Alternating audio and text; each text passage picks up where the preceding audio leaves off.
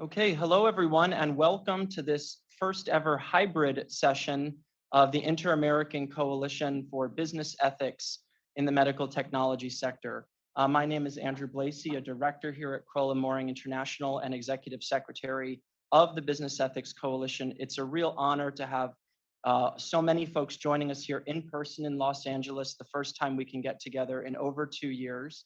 And also for all of those joining online from around the world. We're really glad to have you here. Before I introduce our opening speakers for today's session, I just want to go through a couple of important logistics announcements or updates for both for those who are joining in person, as well as for those that are joining online. As of course, we are grappling with a lot of new experimenting approach towards meetings.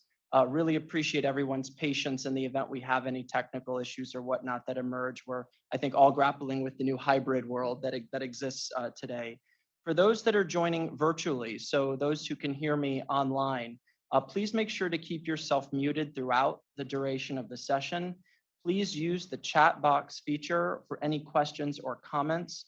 Once today's Ethics Coalition session is complete, you all should have received a separate link to access the Regulatory Convergence Coalition meeting and any future meetings thereafter. So there are 2 different links for you to utilize.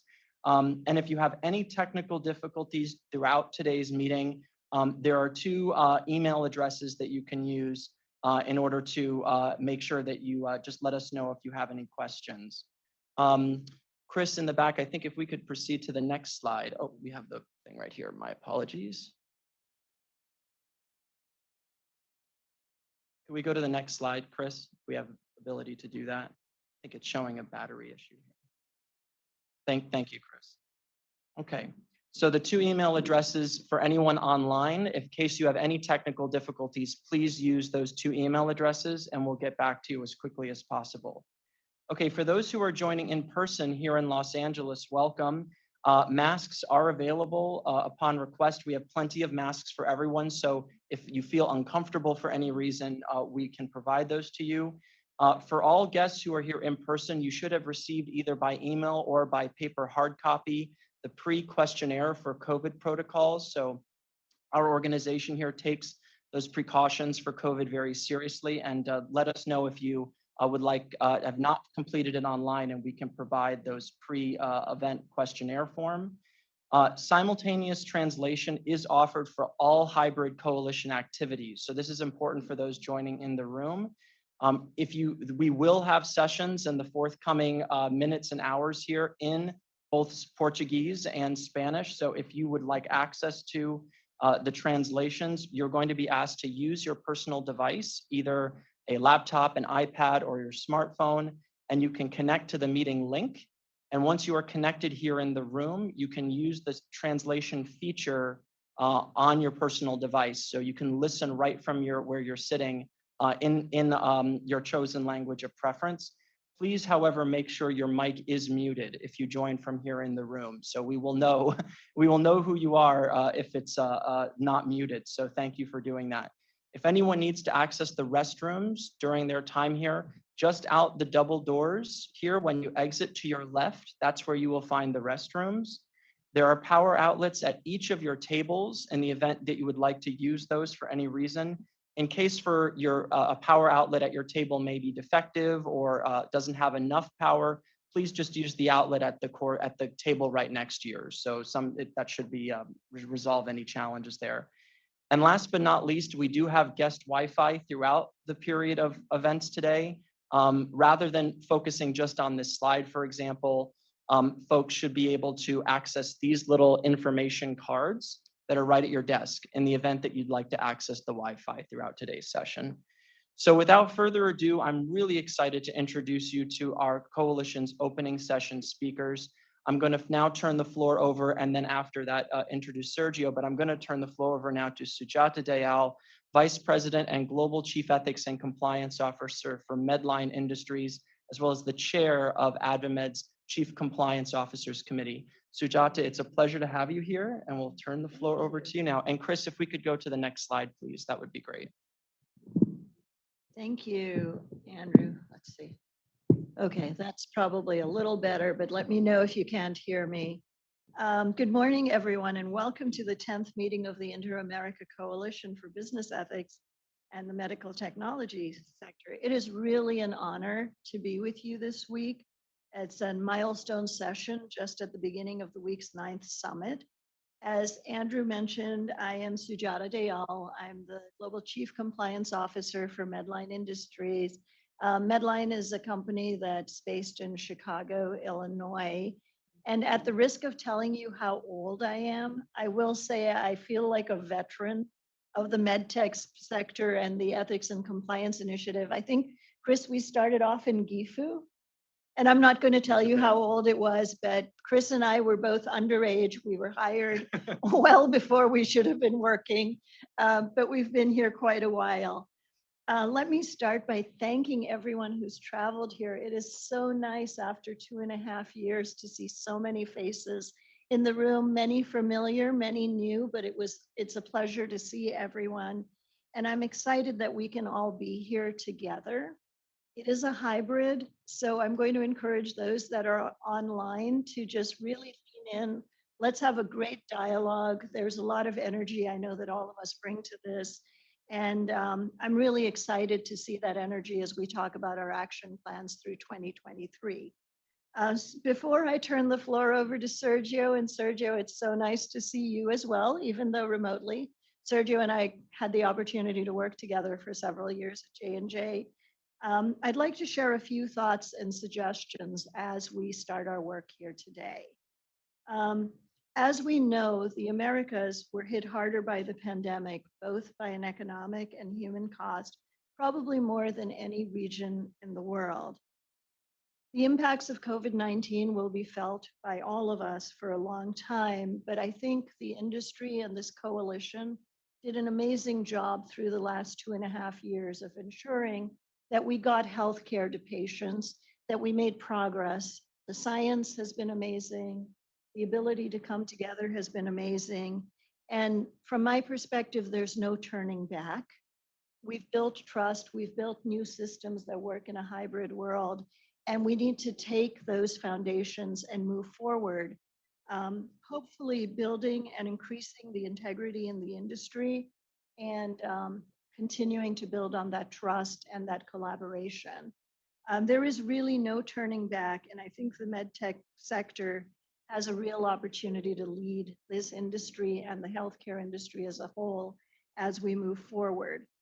Part of that is driving principles in healthcare and integrity, and that's not just about adopting the Bogota principles. I know all of us have adopted the Bogota principles, but let's look over the next year and take a step back and say, have we adopted those principles? Have we put them into our codes? If we have put them into our codes, how are we implementing? And how can we help train others in our regions? So really putting action to the words that we've already put together. The other thing that's happened over the last few years is a lot more collaboration. I think the medtech sector should really double down on international collaboration and try to foster partnerships amongst ourselves. Each of us brings new ideas and perspectives and experience to the table, and we should learn from each other, leverage each other's experiences, and help each other advance all of these principles. Looking forward to seeing some new framework agreements that foster ethical collaboration between the medtech sector and other stakeholders, such as healthcare professionals and governments. That's definitely something I look forward to. I've been so excited by how much this coalition has progressed. I can remember when we formed it, 2017 in Bogota. 2018 was the last summit. And then of course, we've had a few years. And here we are, after 2018 in Lima, I guess sitting in 2022 in Los Angeles. And we've achieved a lot. We have a lot of universal codes of ethics. We've had a lot of adoption. And I don't think there's any other industry in healthcare that has actually achieved it. I think the medtech sector has really taken the lead and has been a leader. And so I'm going to pause there and let all of you reflect on that and take a moment to congratulate yourselves on all of what we've accomplished. It is really, I think, a proud moment for us as we come back together. Want to take a minute because I do want to acknowledge the Brazilian Consensus Framework last year. What an accomplishment at the America Health Ethics Virtual Forum. Congratulations to Carlos Guevia and all of the coalition members from Brazil who made that landmark agreement possible. It is no small feat to get so many people together. Amazing. And I'd like to think that each of us in this room played a little part in helping you with the foundation of that activity. So as we look forward to this meeting, please know that there are of all of us here together in a partnership. There are companies like mine that are happy to share our experiences and support this journey. And I look forward to partnering with all of you. And with that, Sergio, I've taken up a lot of time and I'm going to turn it over to you to add to the comments. Thank you very much, Sujata, and good to see you. And thank you for your remarks and your strong leadership in our industry. For me, it's an honor to be with you today. And while work travel has taken me in another country this week, I joined with Sujata in expressing my enthusiasm that we, as a coalition, can finally resume in-person gatherings after 2 years of the pandemic. My name is Sergio Pinto. I'm the Senior Director for Third Parties Ethics and Compliance at Johnson & Johnson, and also I'm Chair of the ADVAMET Latin America Compliance Committee. For those who don't know me, I'm also Brazilian and deeply passionate about the medtech sector's leadership to strengthen our integrity across Latin America.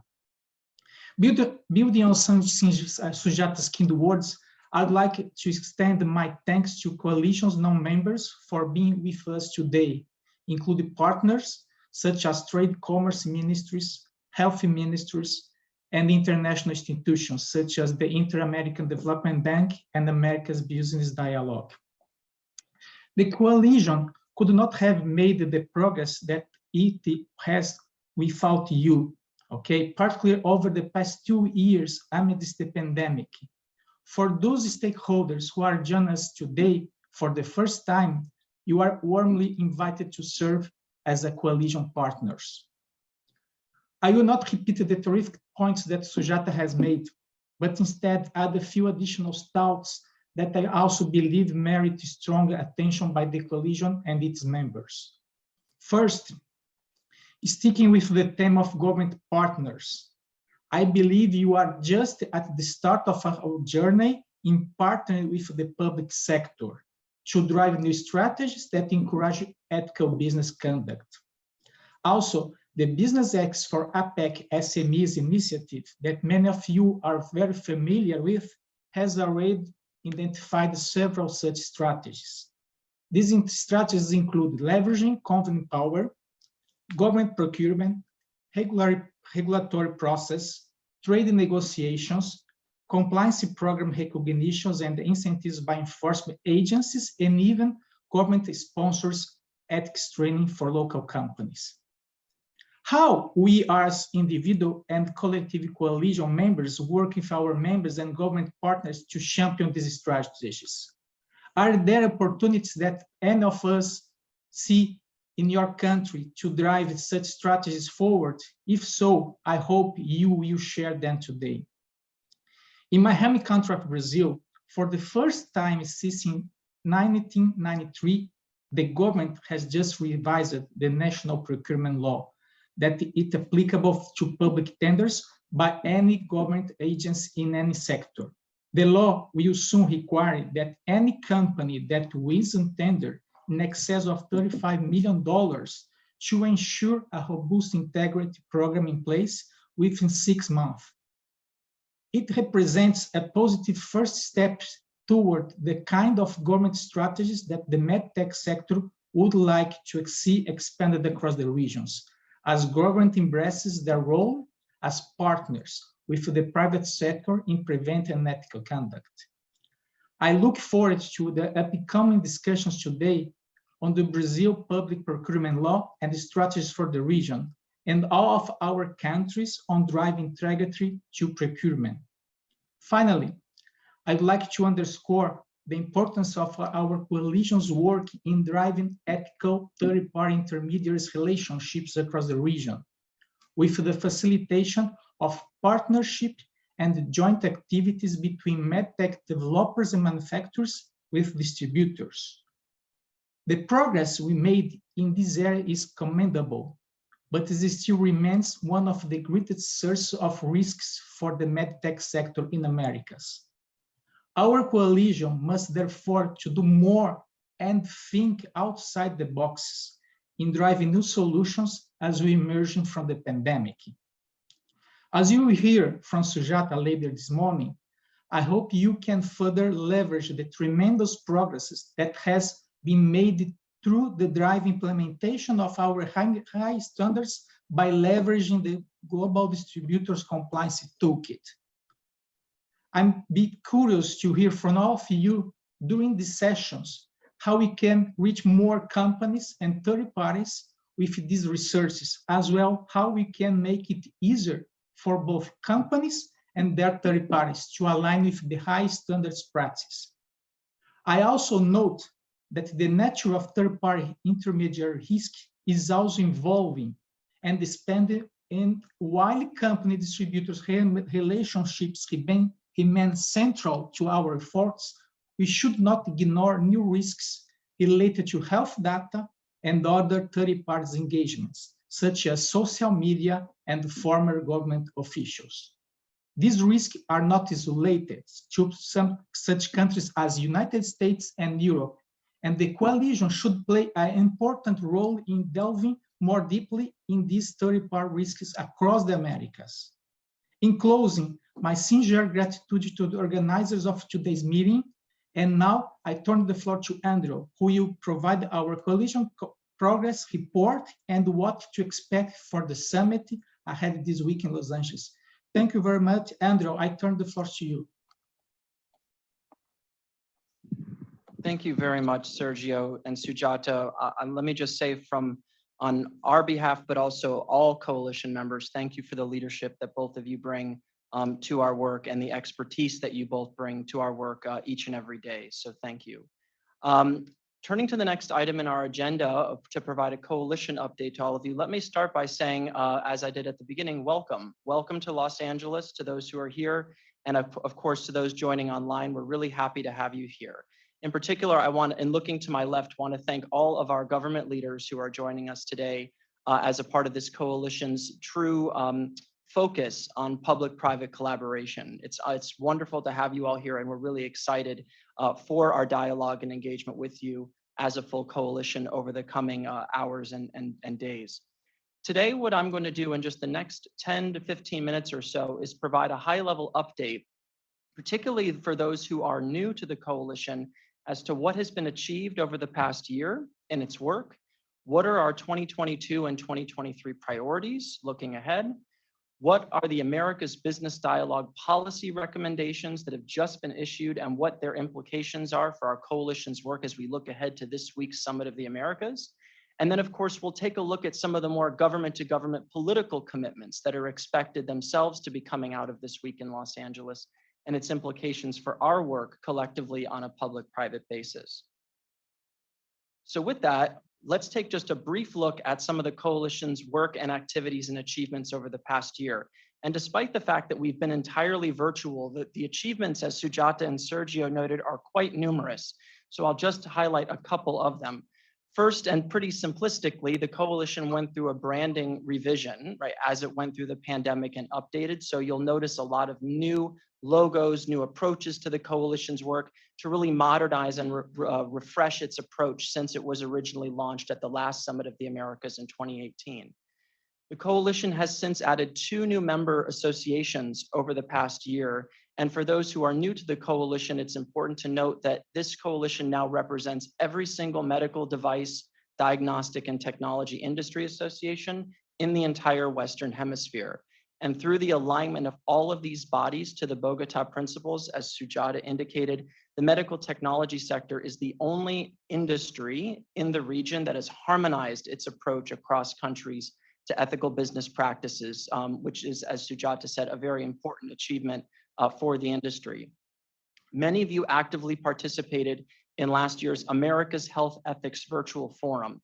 This was the first time that not only did the industry joining together with the public sector, but a wide range of civil society, healthcare professional organizations, patient organizations, and health authorities came together in unison to tackle and look at very distinct ways in which further progress can be made on a collective multi-stakeholder basis. And to this day, that remains the largest event ever held in the region, focused very specifically on healthcare sector ethics. It was through that event that you then see the next item on the slide to the right, which is Brazil having launched its National Consensus Framework Agreement across the entire health system. So bringing together 40 parties spanning every aspect that touches a Brazilian patient throughout the system together in unison to align with best ethical practices. Brazil now joins with Chile, Peru, and Canada in the region in having launched agreements such as this. And we're hopeful that Mexico, which we've just recently heard is also working on a consensus framework of this nature, will be next.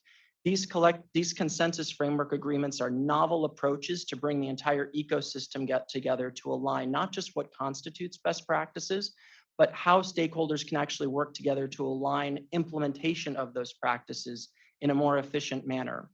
We saw a number of new coalition members update their codes of ethics in 2021, including in Brazil, Chile, and as you'll hear a bit from Chris White later, in the United States.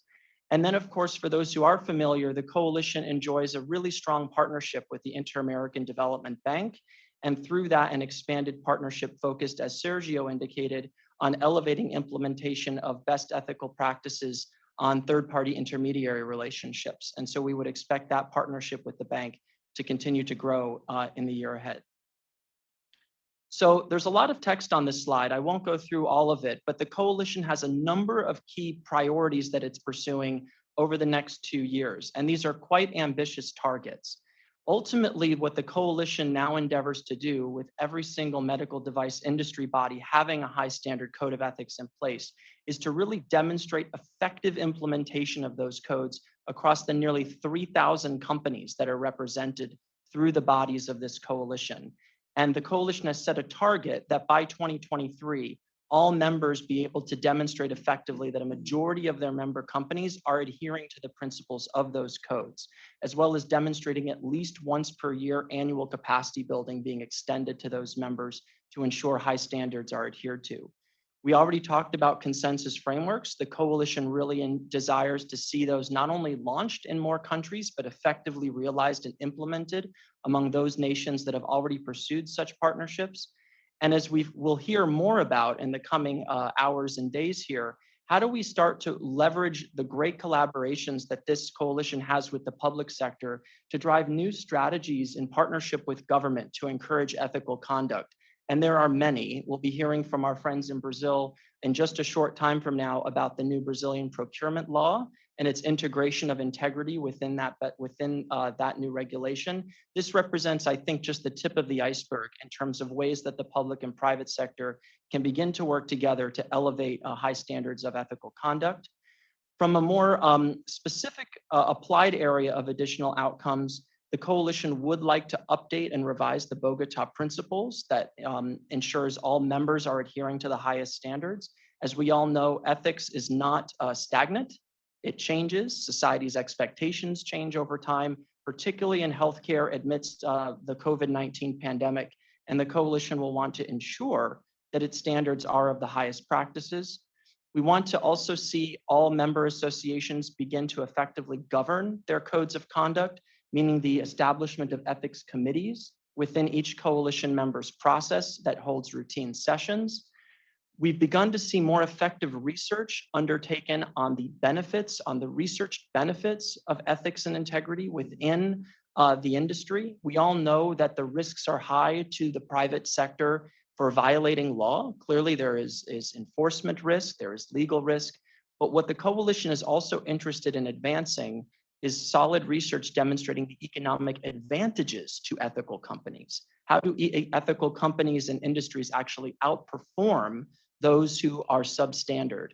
And I think that's a real goal over the next 2 years, is to more effectively demonstrate that through research, which we're already seeing advance through APEC, as Sergio mentioned. I'll maybe just make one quick mention on the launch of a MedTech experts group to develop curriculum.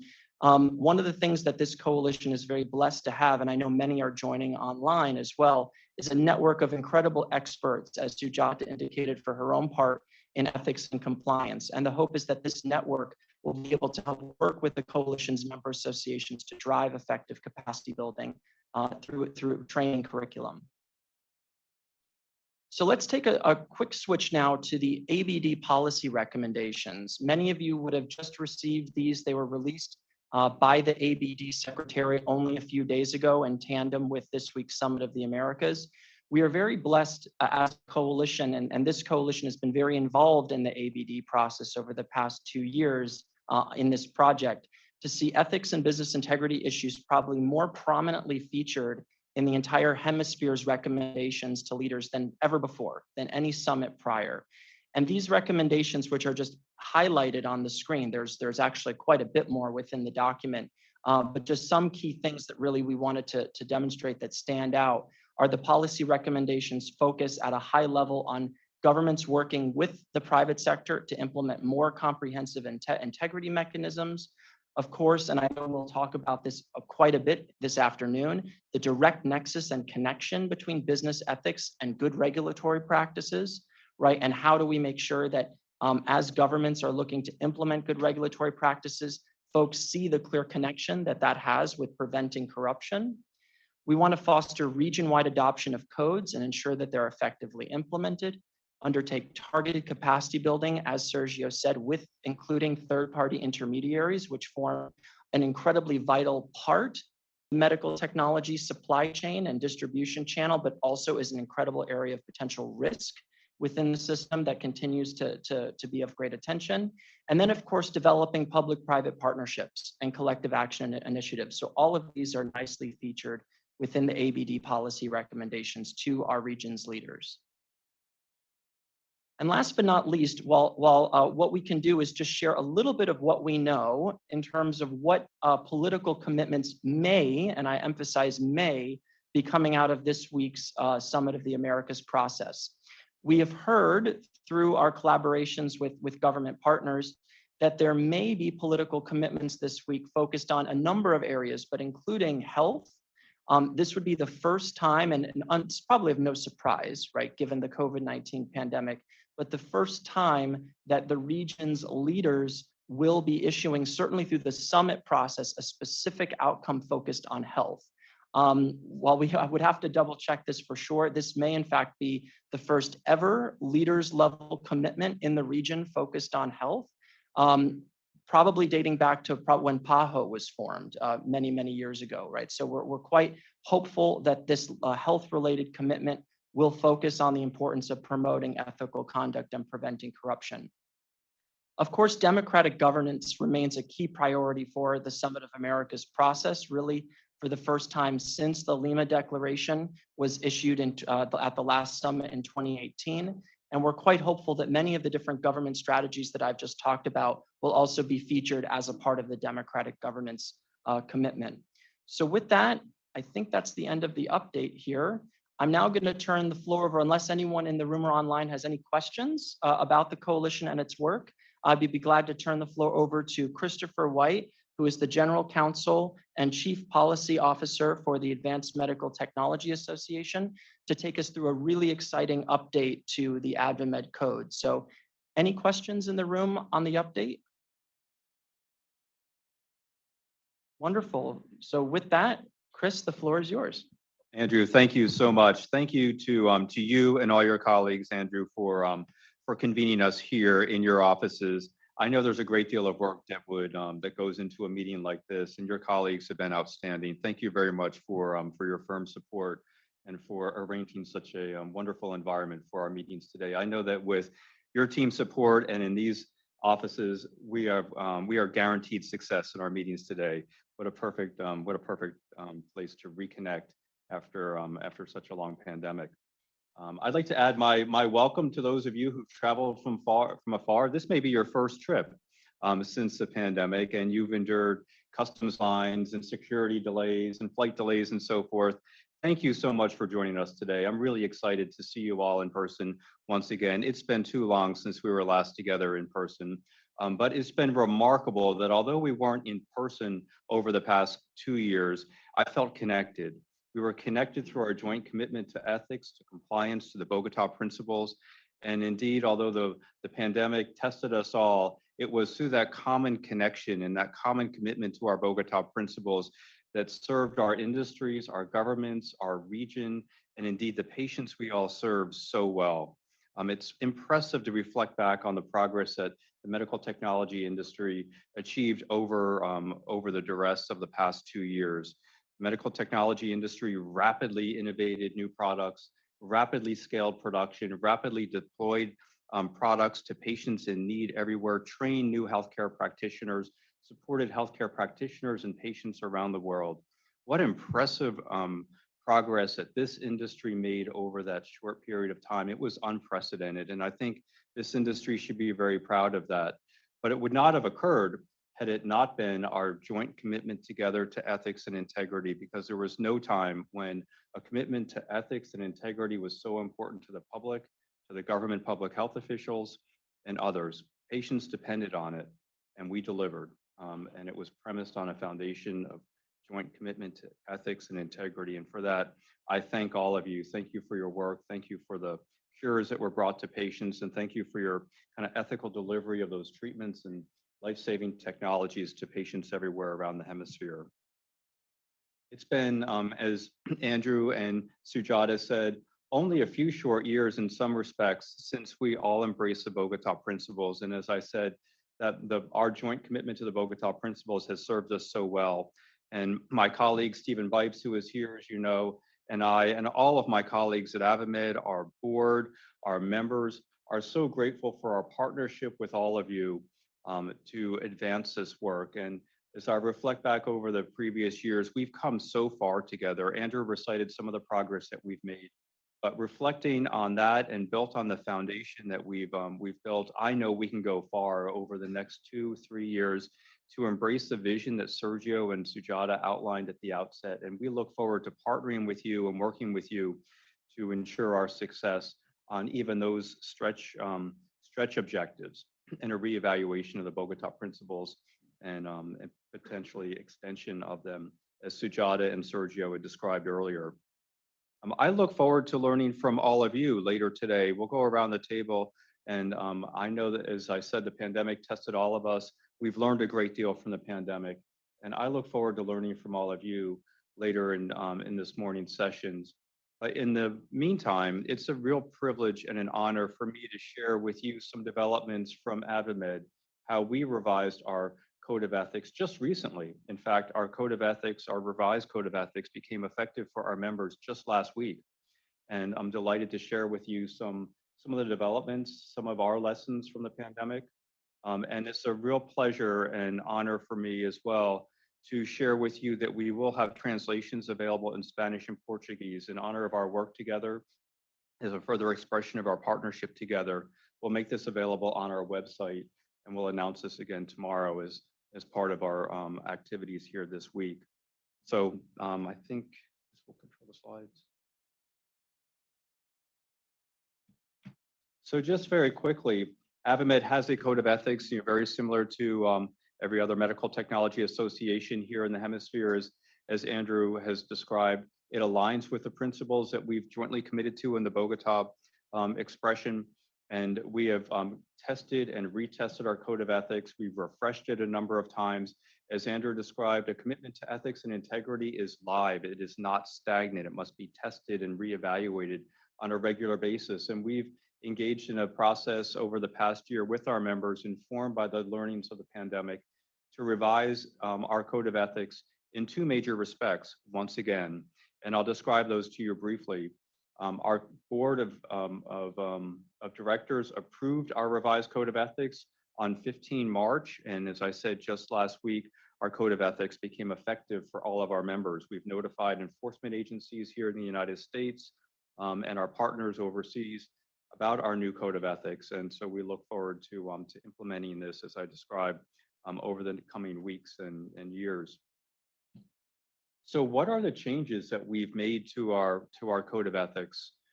There were two substantive changes, and then a refreshed commitment to ensure the success of these changes as well. One was inspired by the pandemic and some of the lessons that we've learned over the pandemic. The other is in recognition of a new role that medical technology companies play overall, emerging from mere suppliers of equipment and mere manufacturers to actual solutions providers and partners in driving clinical outcomes. First, what did we learn from the pandemic? We learned that our code was not envisioned or drafted for a virtual world. It was premised on driving innovation, ensuring training and education and ethical collaborations between medical technology companies and healthcare professionals through in-person venues and in-person interactions. It was never contemplated that interactions could occur on a virtual basis. Given the nature of medical technologies and the training that is necessary with these sophisticated technologies, it was always envisioned that training and meetings would occur in person. That's when they're most meaningful, and that's when the greatest exchange and collaboration can occur. But yet with lockdowns, with shutdowns, with hospitals that were precluding access to medical technology representatives, when we were all tested and could not travel, it was important that we quickly pivot to embrace virtual technologies to ensure meaningful interactions, training interactions, consulting relationships, innovation relationships, that they all occurred and indeed thrived through a virtual environment. We all learned Zoom together or Teams or WebEx or whatever the platform may be. And it was a challenge at first, but we found that we can in fact conduct meaningful and effective training and education and innovation through those virtual environments. Is it as effective as in-person environments? Not likely, but we did the best that we could, and we ensured the success that we were able through those environments. And so the first learning is that we should reevaluate our code of ethics to contemplate the availability of these virtual meeting platforms and how that might affect how meetings can and interactions ethically can occur. And interestingly, it was not only the industry that took note of the pivot to virtual interactions, but our government authorities did too. And in fact, our Office of the Inspector General, it's an enforcement agency here in the United States, issued what is known as a special fraud alert. It's an advisory, essentially. It's something that occurs only infrequently, but the Office of the Inspector General also noted that many meetings with healthcare practitioners had moved to a virtual environment. And so they offered some guidance and thoughts relative to their perspectives on meetings that were virtual as well. And it began to question the value of in-person meetings. And so we took this guidance document, the special fraud alert, very seriously. We reviewed it very carefully with Sujata and our compliance officers, with our member company lawyers and executives and many others. And we also developed our code revisions inspired by the thoughts that were shared by the government officials in that document. So the first series of edits and revisions that we have made were kind of surgical revisions throughout the code of ethics to contemplate virtual meetings. We defined virtual meetings. That was not a defined term in our code of ethics. As I said, we never contemplated that meetings could occur through that type of a platform. And then we reevaluated every interaction that can occur through our code of ethics and contemplated whether those interactions could occur on a virtual basis. In short, we took a fresh look at whether meetings can occur on a virtual basis, when it's appropriate, when they can be effective. And we thought that the timing for these updates was especially appropriate as we felt that we were moving back to a new normal where there would be in-person interactions once again. And so we wanted to underscore the importance of those in-person interactions and to provide clarity on the two together. And I can describe these in much greater detail, but at a high level, that is the first series of revisions that we've contemplated and implemented beginning last week, again, inspired by the learnings from the pandemic. Secondly, and this is an area that's very exciting, I think for all of us in the medical technology industry, we've seen an incredible transformation of this industry independent of the pandemic. We've seen medical technology companies emerge from manufacturing and supplying a discrete individual product to address a patient solution, a patient's issue, to companies and medical technology innovators who can bring data, intelligence, um, multiple products to collectively solve a clinical problem, a hospital's clinical issue, or a clinical challenge, or a patient's clinical challenge. We've seen from small companies who invest an incredible amount in the science and regulatory support and clearance and data surrounding their products, who are now able to construct essentially a clinical guarantee. If you use this product in this way for this purpose, the company can guarantee that it will achieve a certain clinical outcome. That's remarkable. You can see companies now in the medical technology space bring data, bring apps, bring multiple products to construct an advisory relationship and help advise health system leaders on how best to deploy technologies, how best to manage patient flow and utilization of different products together to drive a broader population-based clinical outcome to decrease diabetes or readmission within a broader geographic region. These are very new relationships. These are partnerships, in short, between medical technology companies and health officials and healthcare practitioners. So we have quickly evolved from vendors to solutions providers. And our code of ethics hadn't contemplated those types of relationships. And we thought that it was important to recognize that new role and the promise of these types of partnerships. From a commercial perspective, the relationships that you see in our industry look a bit more like software relationships, where there's a company that will consult and advise, and together, working in partnership with a health system, devise a mechanism and a series of products and solutions that works best for that health system and for patients as well. So we have developed standalone guidance on what we call value-based arrangements. And this is a supplement to our code of ethics. It pulls together all those elements from our code of ethics that apply to these types of arrangements and brings it together in a way that's understandable and digestible for business executives, for compliance leaders, for government officials, and others.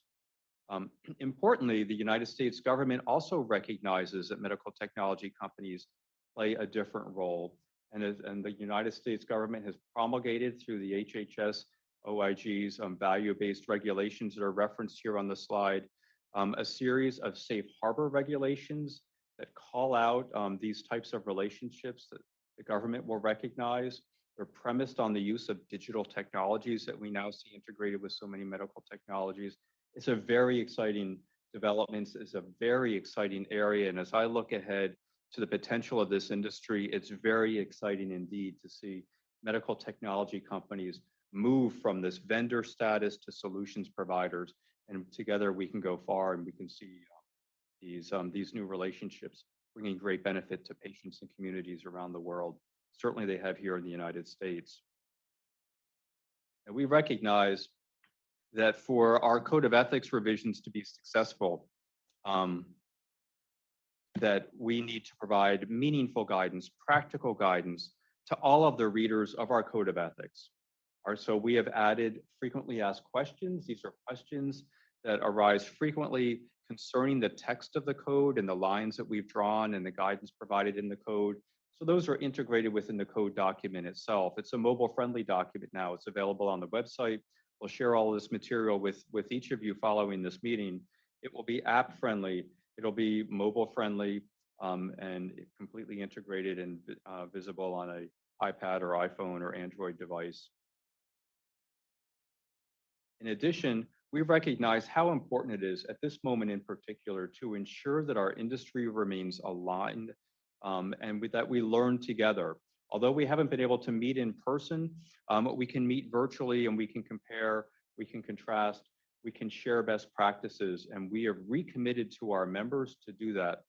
It's interesting in our industry, medical technology industry, we've talked about the transformation we've seen of the technologies themselves, but the companies coming in and advancing medical technologies are unconventional medical technology companies. They're data companies. In the United States, we hear about Google Health and Amazon and Apple and others all entering the medical technology space, and many new entrants unfamiliar with our ethical rules, our ethical standards, our regulatory background. And so for that reason, we welcome them into our community of compliance officers, and we benchmark, we share, we have frequent meetings, and some of what you see on the screen here represents the product of those interactions.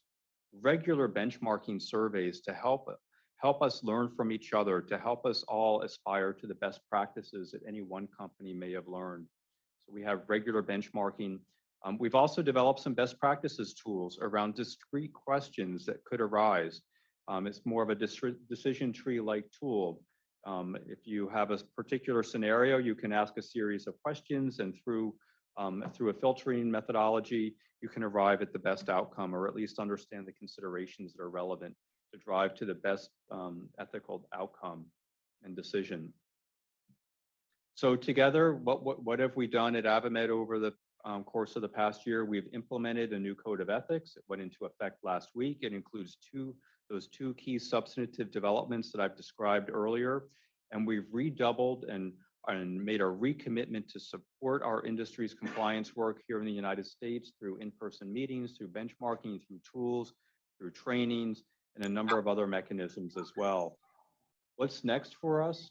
We recognize that there's still yet much to do. We have focused and recognized that for medical technology to advance and for the exciting innovations that we've seen over the past 2 years to come to fruition, it takes a community. It takes a broader innovation ecosystem. And there are many parties that are instrumental to that beyond the medical technology industry, including investors. And there is a broad array of investors certainly engaged in medical technology. And here our focus is on the venture capitalists and the private equity firms who have portfolio companies and make unique investments in the medical technology industry. We think that investors are in a special position to help us drive common commitments to ethics and integrity.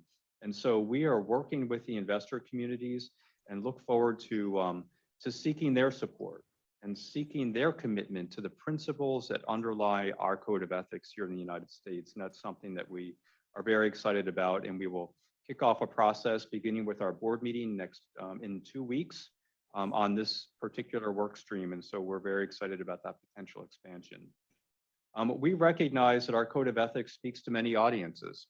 Our code has essentially 4 parts. The first is a preamble. The second is a series of principles, then the rules of the code itself, and then a series of guidance documents. That first section, the preamble, speaks most broadly. It speaks to the customers, it speaks to government officials, it speaks to the press, it speaks to the public, it speaks to our industry and industries beyond our industry. It describes who we are, what we're committed to, and what we aspire to. It's in that preamble that we think that many impressions of the medical technology industry are drawn initially. And so we are enhancing our preamble to help underscore our industry's commitment to right healthcare disparities. That's been an issue that's certainly come to the fore over the course of the pandemic. Every patient everywhere should have equal access to medical technology. And our industry association is making a special commitment to help right previous health disparities. And that's a concept that we look forward to including in our code of ethics and in the preamble specifically. And then, as I mentioned earlier, benchmarking and providing further guidance on the issues that of the day for our medical technology companies here in the United States. So Sujata and Sergio and their peers meet on a regular basis for multiple days, and we benchmark, we share best practices, we learn from each other, and that is a commitment that AdvaMed supports and looks forward to extending over the course of the next term, and also on a global basis, on a regional basis, not simply here in the United States. So that's a quick preview of what's next for us. And finally, in the interest of time, Andrew, maybe I would just conclude with some learnings that we've gleaned over the past 2 years. The first was just to pause and to reflect, as Sujata indicated earlier, on the pandemic, on our success, on some of the friction points, and to understand how our code may be implicated implicated based on some of the learnings of the pandemic. That was not so easy to do because things are moving so fast, right? There are so many uncertainties yet with the pandemic, but it was important to take that time out and to bring our industry together and to reflect on the past few years and understand how our code was implicated and how well our code served us during that period of time. That's what led to some of the revisions around virtual meetings that I described earlier. It's also important to stand back and take note of the changes in industry itself, the transformation that I described, the infusion of digital technologies and what that means for how our medical device companies interact with health systems and healthcare professionals worldwide, and that movement to solutions providers, and to ensure that we provide the guidance as an industry association that our industry needs, that executives need, that compliance officers need, government officials and others need. So it was important to reflect on the changes within the industry itself. And then, of course, to redouble our industry association's commitment to this work, and we have done that as well. Those are the top three learnings, I think, that we've gleaned as I reflect over the past couple of years. And I look forward to reconvening with all of you again in person. I look forward to discussing what you've learned over past 2 years as this meeting progresses. And together, I look forward to advancing our work together. So Andrew, thank you very much for this opportunity. And I would be delighted to respond to any questions now or during the break that we have in a few short moments. Thank you so much, Chris. That was a terrific presentation and overview of a very important AdvaMed code update process. So thank you for sharing that with the coalition. Do any members of the coalition or partners have any questions for Chris? Including those online. We can watch to see if any come in from the chat. Christina. Congratulations, Chris. Actually, I think it's very important that we can align all these strategics. There is something that I want to ask. What is exactly AdvaMed doing regarding the public tendering, the public procurement, and the value base? That's a line that we as Latin America had to start talking about. In Ecuador specifically, we are trying to introduce this analysis regarding value-based because we have almost $4,000 million in the health system between the health minister's office, hospitals, and the Social Security Administration, and we can give a health service for 17 million of people. So it will be great if we can start guiding all the other countries that we need to know about value health care. And also this is going with the procurement because the governments need to understand. So we want to address that. And we talk about that also with ABD. That's very important for us because governments do not understand the two concepts. So I think if we can design a strategy regarding that, a little more complex and a little more with definitions, with training for the governments, that will be great. Well, thank you very much for your question. I agree with you. Our industry is at a transformational point, and we're able to deliver care in a way and assist in the delivery of care in a way that we haven't before. And it will test a lot of rules. It will test a lot of notions of what our industry is about and what we can do. And we've made a start in the United States with our code, but our work extends far beyond that. And Stephen, if you have thoughts, I would defer to some of your thoughts and analysis on how we can best work together. Thank you, Chris, and good morning, everyone. I'm Stephen Bibes, also with AdvaMed. I extend Chris's welcome to you all here in person and virtually.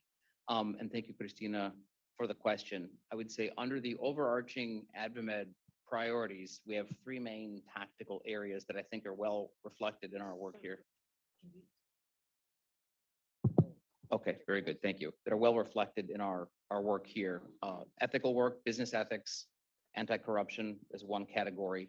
The second being good regulatory practices, its links to trade, and also medical device sector regulatory convergence. And the third really big effort is on procurement reform, value-based procurement, and all of the related ethics incentives that go with that. So we've been very active within the Americas Business Dialogue in making those recommendations, and are delighted that as they were put out here this week, that was captured from the Pan-American business community across all of those equities, including reforms on procurement reform, and in particular, looking at the need for implementation, governments and leaders leaning into the prioritization of following international benchmarks for procurement and for ethical incentives in procurement. And really, but we look, for example, in this session today and the high level session tomorrow, looking at the leadership Brazil has and some of what it's done and its procurement laws in this regard. So we're hopeful to kind of have some regional learnings this week, but then incorporate that aspect as kind of the three legs of the stool in our work regionally. Thank you, Stephen. And I wonder, because it may be a new term for some of you, should we clarify what value-based delivery means? And I think maybe one way I could characterize it in a very high level is that historically, certainly here in the United States, medical technology has been procured on essentially a fee-for-service basis. If a hospital needs a device or a patient needs a device, that individual device is paid for through the government or through whatever compensation mechanism we have in the United States, private insurance, public insurance, or otherwise. Value-based is a new paradigm. It brings together the broader array of solutions and, as I described earlier, data, consulting, products, multiple products coming together to deliver a solution. And the compensation for that is essentially going at risk in sharing in the loss or the outcome. So it's a different type of financial arrangement, a different type of commercial arrangement. And I wonder, Stephen, is that a sufficient kind of high level overview of what value-based is and how it differs from the Yes, current paradigm? I think that nailed it. And I think also within the America's Business Dialogue Health Working Group over the last year, for the first time, we have a definition, a formal definition in the Pan-American context of what constitutes value-based procurement. I mean, another way, just in short, if a medical technology is provided through a value-based paradigm and it doesn't deliver the solution that it should, there's no payment, right? So it's kind of a new risk, whereas before there was payment regardless. Thank you, Chris. I think we have one more question. Maybe go ahead and just introduce your name and organization. Morning, everyone. My name is Raj Kawaj. I'm the new Legal and Compliance Manager at ABIMED. It's a pleasure to meet you all here for the first time. I just have a question for Christopher. We recently launched and revised edition of our Code of Ethics at ABIMED. And the first time we made some external training for our associations on a remote basis to allow them to learn the new revised code. But you reinforced so much the importance of benchmarking and surveys. What are your normally results from your surveys, your associates? We have some faced some difficulties to encourage our associates to respond to surveys. And I do believe that is a real the most important reality data that we have, because if they respond, it's they're actually what they are doing nowadays, so in a regular basis. How do you see that? It is, we've experimented. It's an excellent question. And for those who may not have heard the question is, what are some best practices essentially with benchmarking to ensure that benchmarking survey among companies is effective? And we've experimented with a number of methodologies. In part, we would meet in one model is a meeting like this, where we raise questions, and through apps, we can ask for anonymous responses and see the live results posted on the screen as a bar chart. These are simple questions. How many companies do this? How many companies do that? And from that, we can extend discussions, oftentimes moderated based on data that we all see live, presented together. That's one model, but during the pandemic, we couldn't do that as effectively. And so we relied on traditional survey mechanisms, SurveyMonkey here in the United States, or other kind of software-driven solutions. It was important, number one, that all of the responses are anonymous, right? And we then would review the results collectively, and we would discuss the collective results And we also found that it was important for trust, in some cases, to have antitrust or anti-competition counsel present to ensure that the questions that are asked are completely appropriate. And so that was part of our own kind of ethics and compliance practices. And I found that the first time we did it was the most challenging. The second time we did it, we had more responses because the companies recognized the value of it. And we also learned in some of our deeper iterations, and as we do this now, we ask for what we call free text responses, so that we have a simple question, and then we also ask for like maybe just a crisp response as well, in case there's any other confounding factors that might bear on an answer. And then we publish it and we share the data only with those who participated in benchmarking. And that creates the value. It encourages others to participate as well. It builds the alignment. We're currently constructing a web page where we will post all of our benchmarking data for those who contribute to it. And we're looking to increase the number of benchmarking surveys and the frequency of it, so that it's occurring every 2 months or perhaps more frequently. So those are some of the lessons that we've learned, and it was a sustained commitment over time that led to the point where we can do it as fulsomely as we do currently. Is that helpful? Just want to add one thing to what Chris did. So believe it or not, we did a survey asking people what they would be interested in benchmarking. So that was a nice way to start, because we picked simple topics that people wanted benchmarking data on. And it gave them the experience with everything that Chris said about the fact that it was easy to answer, it was anonymized, and they got good data. But by picking a few topics that they were interested in, we actually got more people who came and answered. So that's, it's extra work. So we did a survey to figure out what surveys we should do. Thank you so much, Chris and Sujata. So before we proceed to a short break, Stephen, I turn the floor to you just to make a couple of quick comments. Thank you, Andrew. And again, a welcome to everyone. As a preview of the session we're going to have tomorrow that really blends and makes the connection between ethics and regulatory, we wanted to recognize that we have the participation of government authorities here in the room and also connected with us virtually, working together with us as partners on these different tracks. And there's a relationship between ethics and regulatory and trade and procurement. And we're increasingly trying to demonstrate the very forward-leaning stance that the medical technology industry has in supporting all of these efforts as in a public-private partnership. So we wish to recognize the authorities that are here in the room with us just before the break, and they'll be with us in part here this morning, this afternoon, tomorrow, and some of them even welcoming on Wednesday as well. So first from Renee Hancher from the Office of the United States Trade Representative. Renee leads the GRP and regulatory work. From Brazil, Lorena Brito da Justa Croitor from the Federal Comptroller General of the Union, the CGU. We have the delegation from the Brazilian National Metrology Institute, from IMETRO, led by its president, Marcos Heleno de Oliveira Jr. Also joining him are Marcos Aurelio Lima de Oliveira, the coordinator of the National Quality Infrastructure Policy, Diego Eugenio Pizeta, the head of international affairs, working with the president. Also joining us here in and out today is Gianluca Lorenzo, Secretary of Competition, Advocacy, Competitiveness within the CI, which is a type of proto-Brazilian OIRA for those familiar with the Central Regulatory Coordination function here in the United States. From Colombia, Lina Valencia from the the Colombian National Planning Department, Departamento Nacional de Planeación.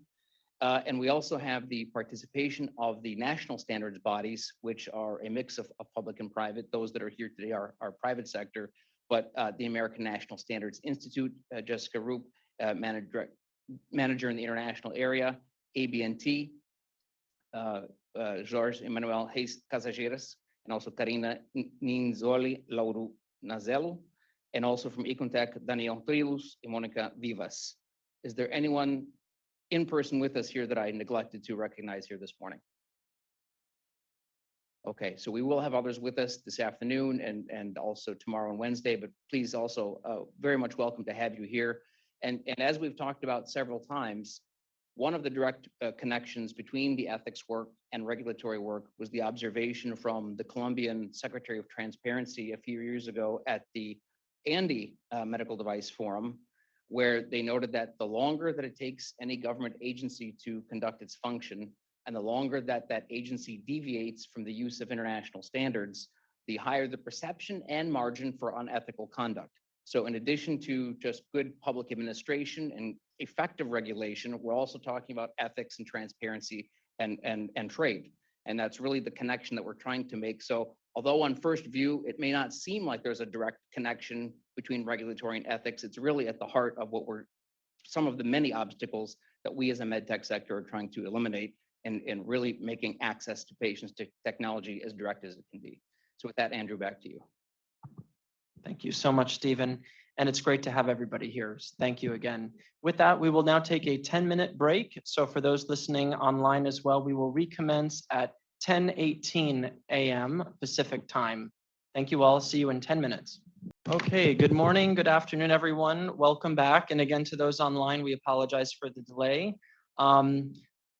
It's now my pleasure to reintroduce all of you to Sujata Dayal, who you've heard from just a few moments ago before the break. And Sujata is going to take us through, as you've heard a couple of times this morning, an amazing new innovation that's been put out known as the Global Distributor Compliance Toolkit. So with that, Sujata, I now turn the floor to you. Thank you, Andrew, and thank you, everyone. As Sergio mentioned in his introductory remarks, one of the tools that we have, which we think can help with, advancing the initiatives that the coalition is doing, is a global distributor toolkit that was developed with a number of members of the coalition. The lead was taken by AdvaMed. And so we wanted to take a few minutes to walk you through the tool if you haven't seen it before. And then what I'm hoping we can do in the last few minutes of this session is actually get feedback from all of you on, the usefulness of the tool. Are there things that we could do to modify it? If you were going to use the tool, what do you think would be helpful to you in terms of implementation? So really looking to introduce it to you and then get your feedback. So we'll go over here. Never give a lawyer like me, a clicker, a little clicker. Any technology is a little complicated.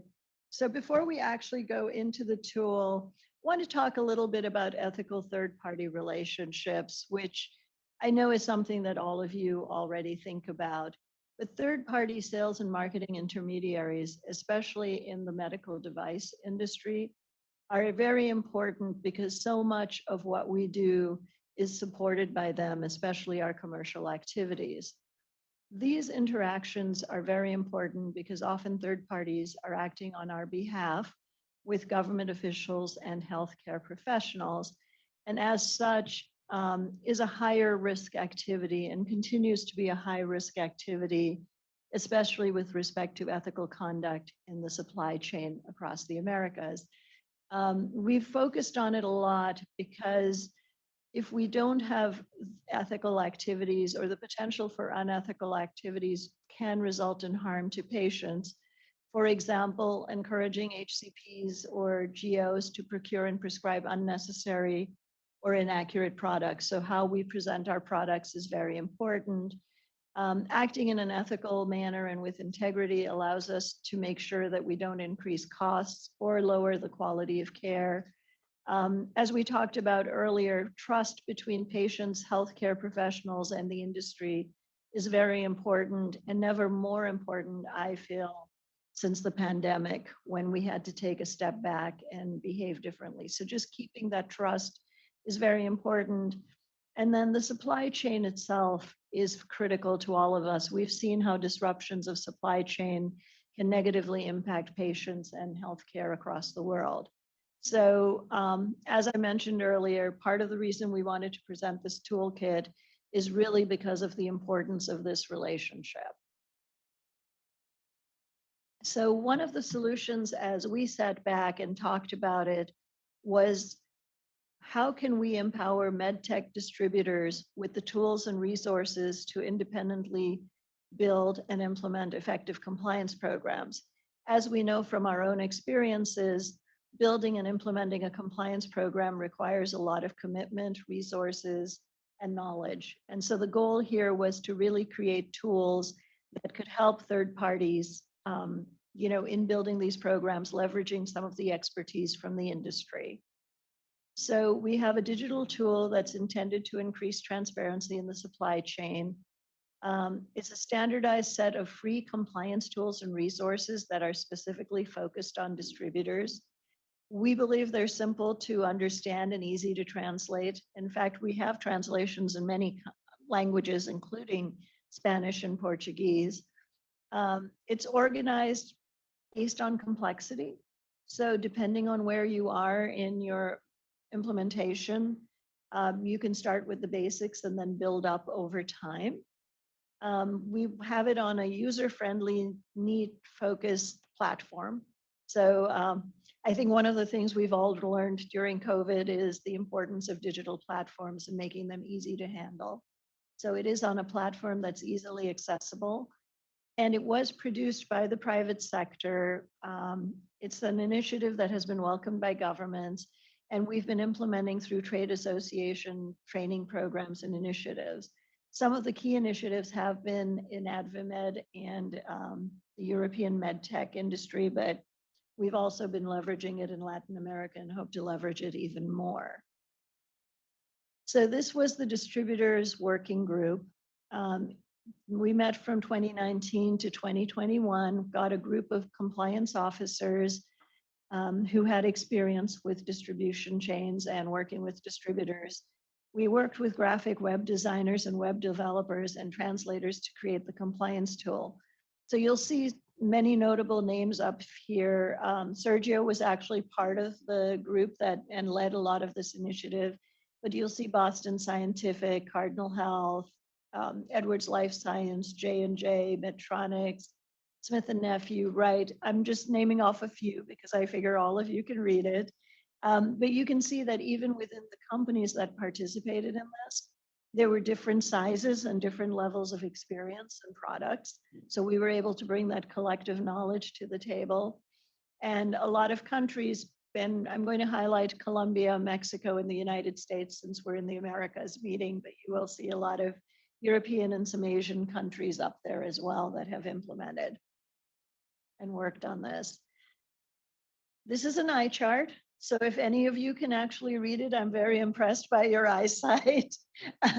But it's intended to give you a sense of exactly how complex the tool is. And it covers all sorts of areas, talking about who a government official is, what is a conflict of interest, how you can prevent bribery and corruption. So it has a lot of training slides, talks about best practices like keeping accurate books and records, as well as sensitive interactions with healthcare professionals and government officials. And then it actually goes on to talking about how to raise concerns and report concerns as well. So won't read it. As I said, it's a bit of an eye chart. But this is an example of some of the pages. So you'll see a page here. This is part of the training on preventing bribery and corruption. And you'll see it's graphic, it's translated. So it has some slides with words, but also some very simple graphics available. And you can see some of the quality of the translation. And then similarly, this slide, which talks about the use of sub-distributors. So, really encouraging our distributors whom we have direct relationships with to cascade this down to any sub-distributors they may have. And also notifying companies about it, recognizing again that, companies have responsibility, their distributors have shared responsibility. And then if we have sub-distributors, so even talking about how you contract. And this is, I think, very important in many, many countries because of the supply chain and the logistics challenges. Not all distributors have reach throughout the country, and so sub-distributors is something that has to happen in order for the distribution chain to function. So At a high level, that is an example of the tool. I'm going to pause there and just ask, have any of you had an opportunity to use or look at the tool yet? Or is this your first introduction to it? Looks like an introduction. So what I'd like to do is maybe ask you a couple of questions. So this time I hopefully get to talk less and all of you get to talk more. But as you look at this toolkit, does it look like something that you think could help your organization as well as your members? Do you think it would be, so I always talk about acceptance, right? So this is a toolkit that's been developed for the coalition, but not necessarily by the coalition. So if you were looking at it, do you think it's useful and what would you do to adopt it? I don't know. Hello. First of all, thank you, Sujata, and congratulations for you and the AdvaMed leadership on developing the toolkit. We from Abridee, we launched the toolkit almost 1 year ago on June 1st, 2021. And our members received very well this kind of solution because there is a lot of information there that they can use. So it's easy for the distributors to use that to improve their compliance programs. And we had on this period of 1 year, more than 300 downloads of the kit only by the Brazilian distributors. So I think that this is one of the most important initiatives that AdvaMed together, the coalition made. And we are very grateful for that because this helped a lot our distributors improve their compliance programs and not only have the code of ethics, but also have the other tools that are needed for an integrity program. So we have more than 300 downloads and more than 2,000 access to the page. So this is very nice. And if you need any collaboration from the Brazilian distributor side, you can count on us. Really, that's actually really nice feedback. Just to know that those many people have looked at it and downloaded.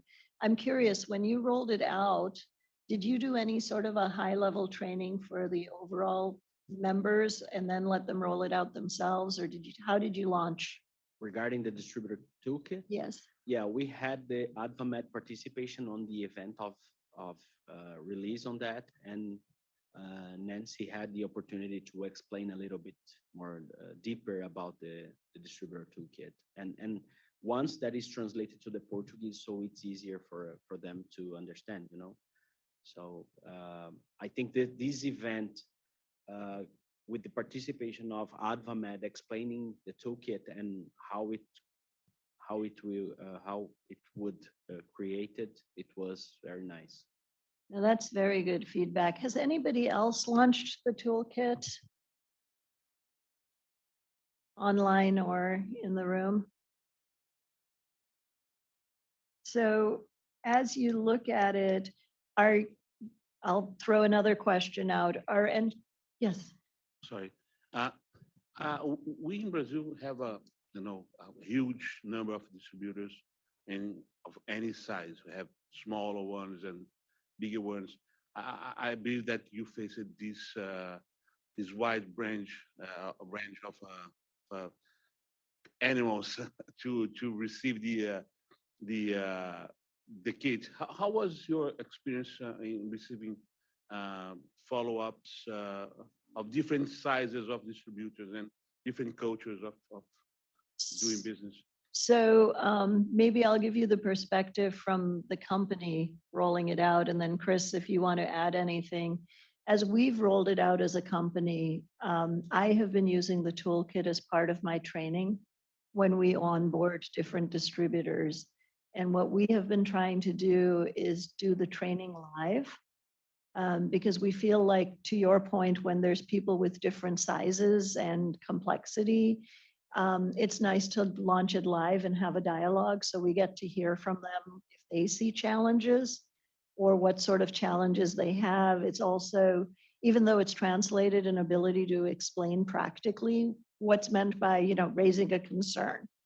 Who is a sub-distributor? Why, what would we like in contracting?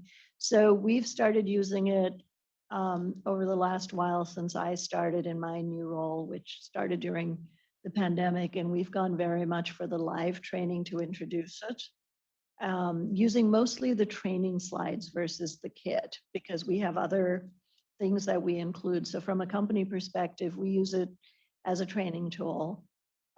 It has some wonderful slides and, just explanations in there.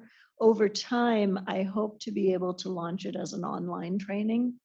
But for the beginning, as we onboard new people, I think live is much better.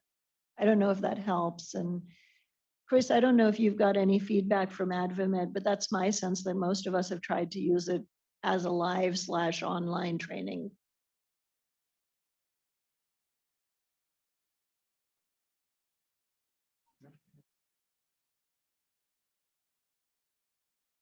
Thank you. This is Chris White with AdvaMed.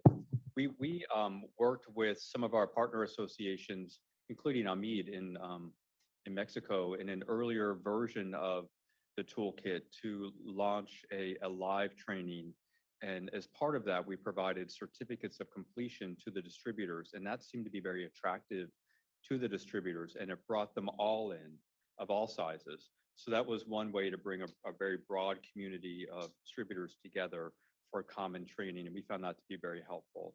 In a country such as Brazil, where there's geographic challenges, it may be that it would be conducted in multiple venues over time. But that certificate of completion seemed to be a very attractive element to help drive attendance by all distributors.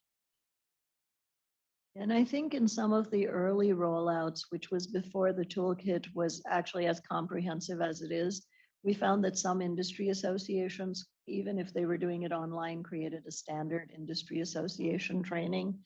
And that was very valuable to the companies because you felt like you got a level playing field because the messaging came from the association in conjunction with, and so it was the same message regardless of which company people were working with. Do any of you have activities coming up in the, over the next year as you're implementing or training where this toolkit could be useful? And is there something we could provide you to help make it more useful?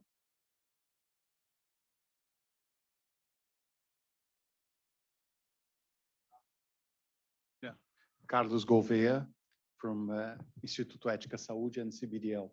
Yes, we do have several opportunities to implement or actually try to convene events where we can not only launch but present the toolkit for different reasons.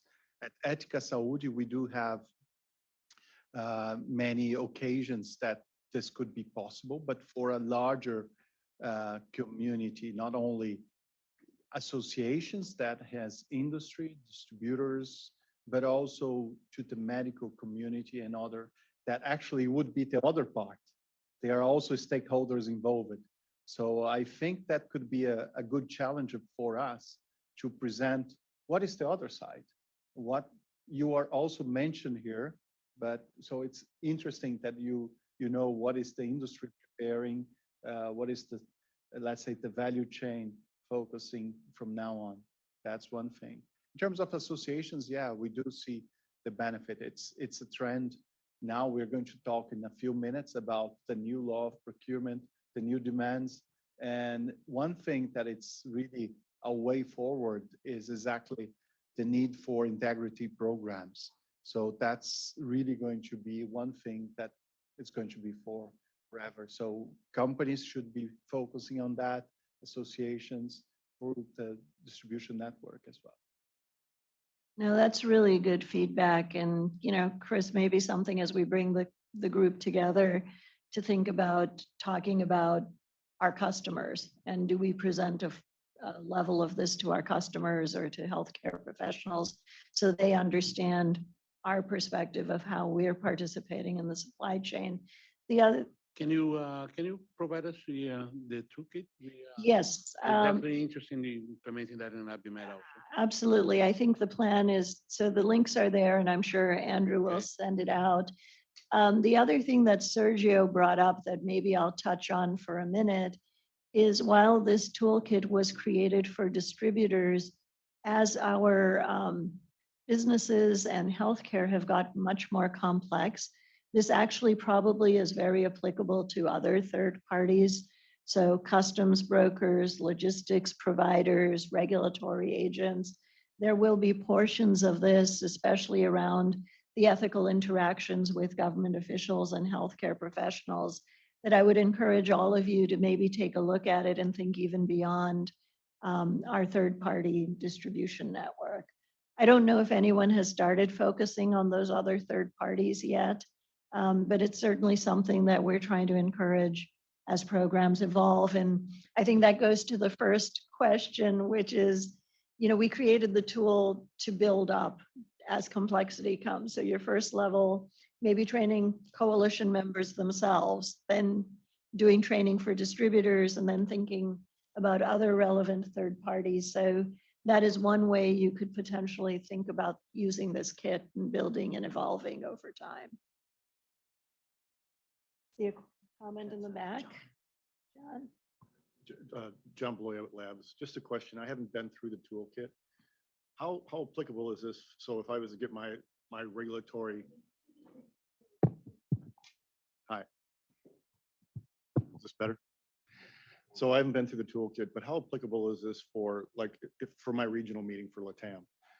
To start taking my folks through this toolkit so that they can understand the expectations for distributors and what they should be using. Does this work both ways? I do actually think it works both ways because it creates an expectation on both sides. Also, not using the distributor kit, but for example, when AdvaMed first dealt with transparency, we created training slides for our members, but we also created slides that our members could actually use with healthcare professionals. So I think to the earlier comment, it's very applicable. It might have to be modified a little, but I do think that if all the parties in the relationship can have some version of this, it would be helpful. Then it becomes more of a people understand the why behind the what you're doing. One other quick comment too, for the benefit of coalition members, partners, and those online too. And I think Sujata, you alluded to this, but one of the reasons this tool is so special is because it has really brought completely open source solutions for third parties and manufacturers, developers in a way that has truly leveled the playing field and created a solution for anyone, anywhere to know how to ensure foundational level understanding of good ethics and practices. There is no other industry in the world that has done this. Full stop. Every industry works with third parties in some capacity. None has created this type of tool. And so I think for all of us as a coalition in this region, there's tremendous opportunity to really leverage it and do great things. So Christina, did you have a comment? Yes, I was wondering if, actually, I was going to suggest if we can have a training for us regarding the toolkit and put and set up as a goal for this year of the Coalition Ethics Work to see how many distributors we can train on that. I think we have to use the strategies that we're having and also the tools like these. But I think it's very important to know what is in each country happening regarding the relationship. In Ecuador, for example, we don't have a regulation regarding the relationship between the health professionals and the industry. So that's a big problem because you cannot obligate any distributor to do it. And also we have 55 companies part of ASEDIN that represent the 58% of the medical devices import per year. But I have approximately 2,000 companies and persons that sell medical devices that is not regulated. That's an informal, it's an informal commerce regarding that. So how we can get those when they are not complying with the law. So we need to think in the strategies regarding how we can address these things. So I think it's a good way to set up these goals for the year regarding the coalition, as to know how many associations have done it, have the law, and how they need to implement all these rulings so they can really, really use the toolkit. So Christina, I'm going to say thank you because you actually helped answer that last question without my asking it. So I don't know if you read it or you read my mind, but thank you for doing that. I think you're very, very, precise and right, because it is a challenge, right, to level the playing field, especially when some members are regulated and some are not, or you have non-members who are not regulated and members are. So as I've listened to this conversation, maybe to summarize it, because Andrew's already changed my name over there. So Lorena, I may be speaking on your behalf now instead of myself. But it sounds like we've had some good experience, at least in Brazil, with implementing, but there's a real opportunity for us to share the toolkit with the coalition. And then to pick up on Christina and some of the other points, really think about how we could train and educate our own coalition members on this so that they're better, empowered to roll it out in their countries. One more suggestion, actually, we already know that we spend so much money from the private sector trying to do compliance work, but we have a big problem. The relationship is with another party, which is the public sector.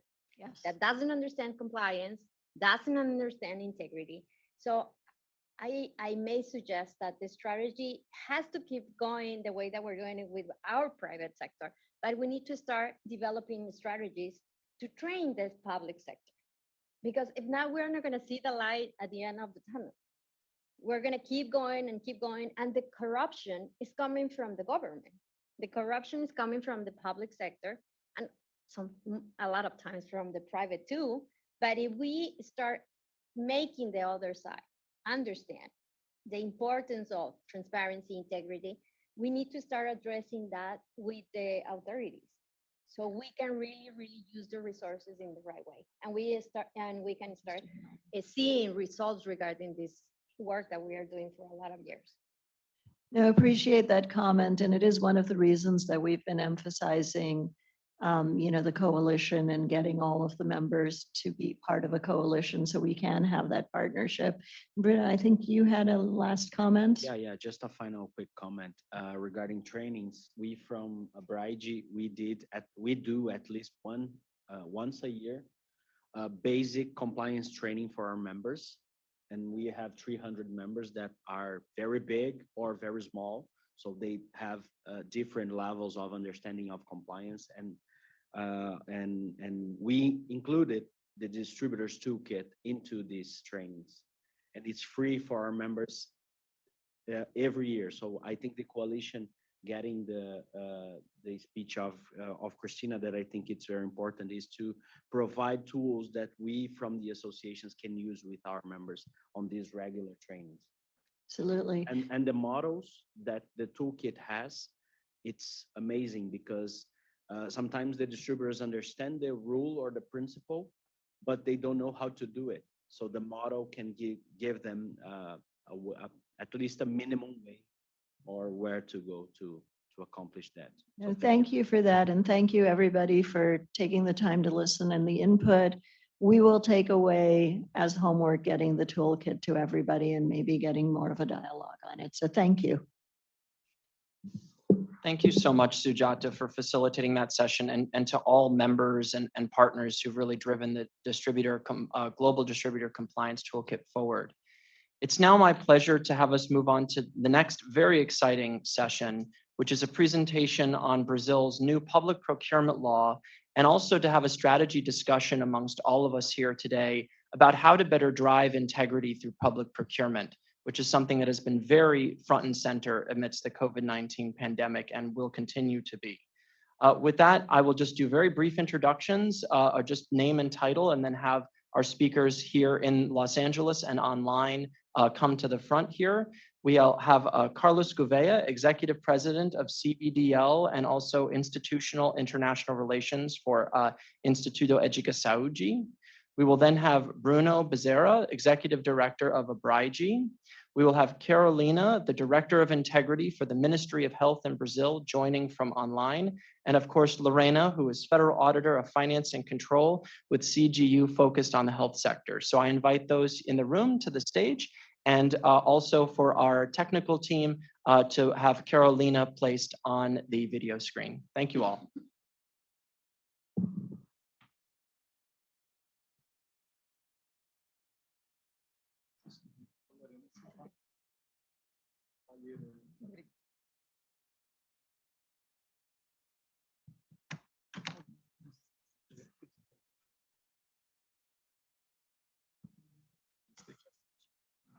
Well, thank you very much. It's a pleasure to be here today with you all. We're going to present a little bit about the Brazilian experience and how we have been moving forward, especially with the new public procurement law. But the idea is really to present a little bit of the experience of certain important agencies and institutions of the Brazilian government with their, let's say, brave work so far. So I'd like to ask for the presentation by Lorena to be projected, if possible. That's just here. Yeah. She's going to speak in Portuguese. I ask for those who are here to put your devices, headphones, and for those in the virtual audience, you can follow up with the translators. Thank you very much. Lorena, the floor is yours. Thank you. That's okay. Just, I think you're going to take a while to put your devices, but initially I would like to thank for the invitation. It's an honor for me to be here representing the Office of the Comptroller General. Louder? Okay. I'd like to thank the coalition for the invitation. It's an honor for me to be here representing the Office of the Comptroller General, and I'll proceed in Portuguese, okay? Bom, antes de tudo, agora já. Well, first and foremost, I would like to highlight the importance of the work that the coalition does and congratulate them on promoting the ethics in between the public and private sectors. These relations have been really tested during the pandemic. The responsibility capacity was very much tested, and only an ethical and an environment of integrity can promote the type of products that the industry put in the market. And the time the government took to buy and purchase everything just promoted this subject. So one of the roles of the Comptroller General is to audit the use of resources, focusing on the quality of the expenses. The area that I represent, which is the audit area, has an important role regarding the processes of public procurement of the country. So here we have a little bit of details about our federal procurement law. So we have a general law of procurement, number 8666 from 1993. So it's almost 30 years old, and it was a very general, broad law. After that, we had some updates. In 2002, we introduced a new modality of procurement, which was a bidding process for more common subjects, and we had an electronic process. In 2011, we had a different type of contracting for construction work. In 2021, we had specific law to face the pandemic, and they had limited time of validity. but to deal with the inputs to challenge everything to procure to challenge the COVID-19 and promote vaccinations was done through this law. And now we have a new procurement law that will substitute all or replace all other laws just because we need to modernize it. So law number 8666 is almost 30 years old, and it does not reach to all the needs of the government regarding procurement. So this new law is to modernize the legal framework.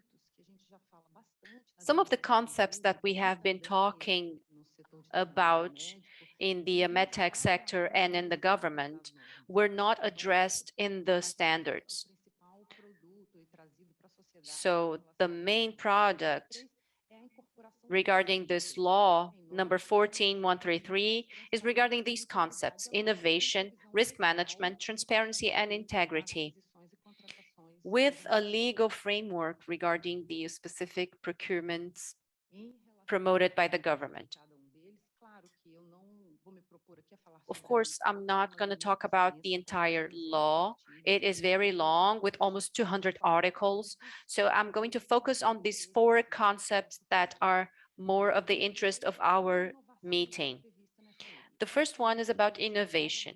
So this new law has a new modality of procurement, which is competitive dialogue. So that is directed to those disruptive acquisitions that have a lot of technology or technical specifications for those the government does not have a ready-to-go solution. So whenever the government does not have a solution for a problem, in that type of case, there is a dialogue with pre-selected participants, and that dialogue with governmental committees made of 3 or 4 people will make this solution possible. And then we move on to the procurement of that specific product.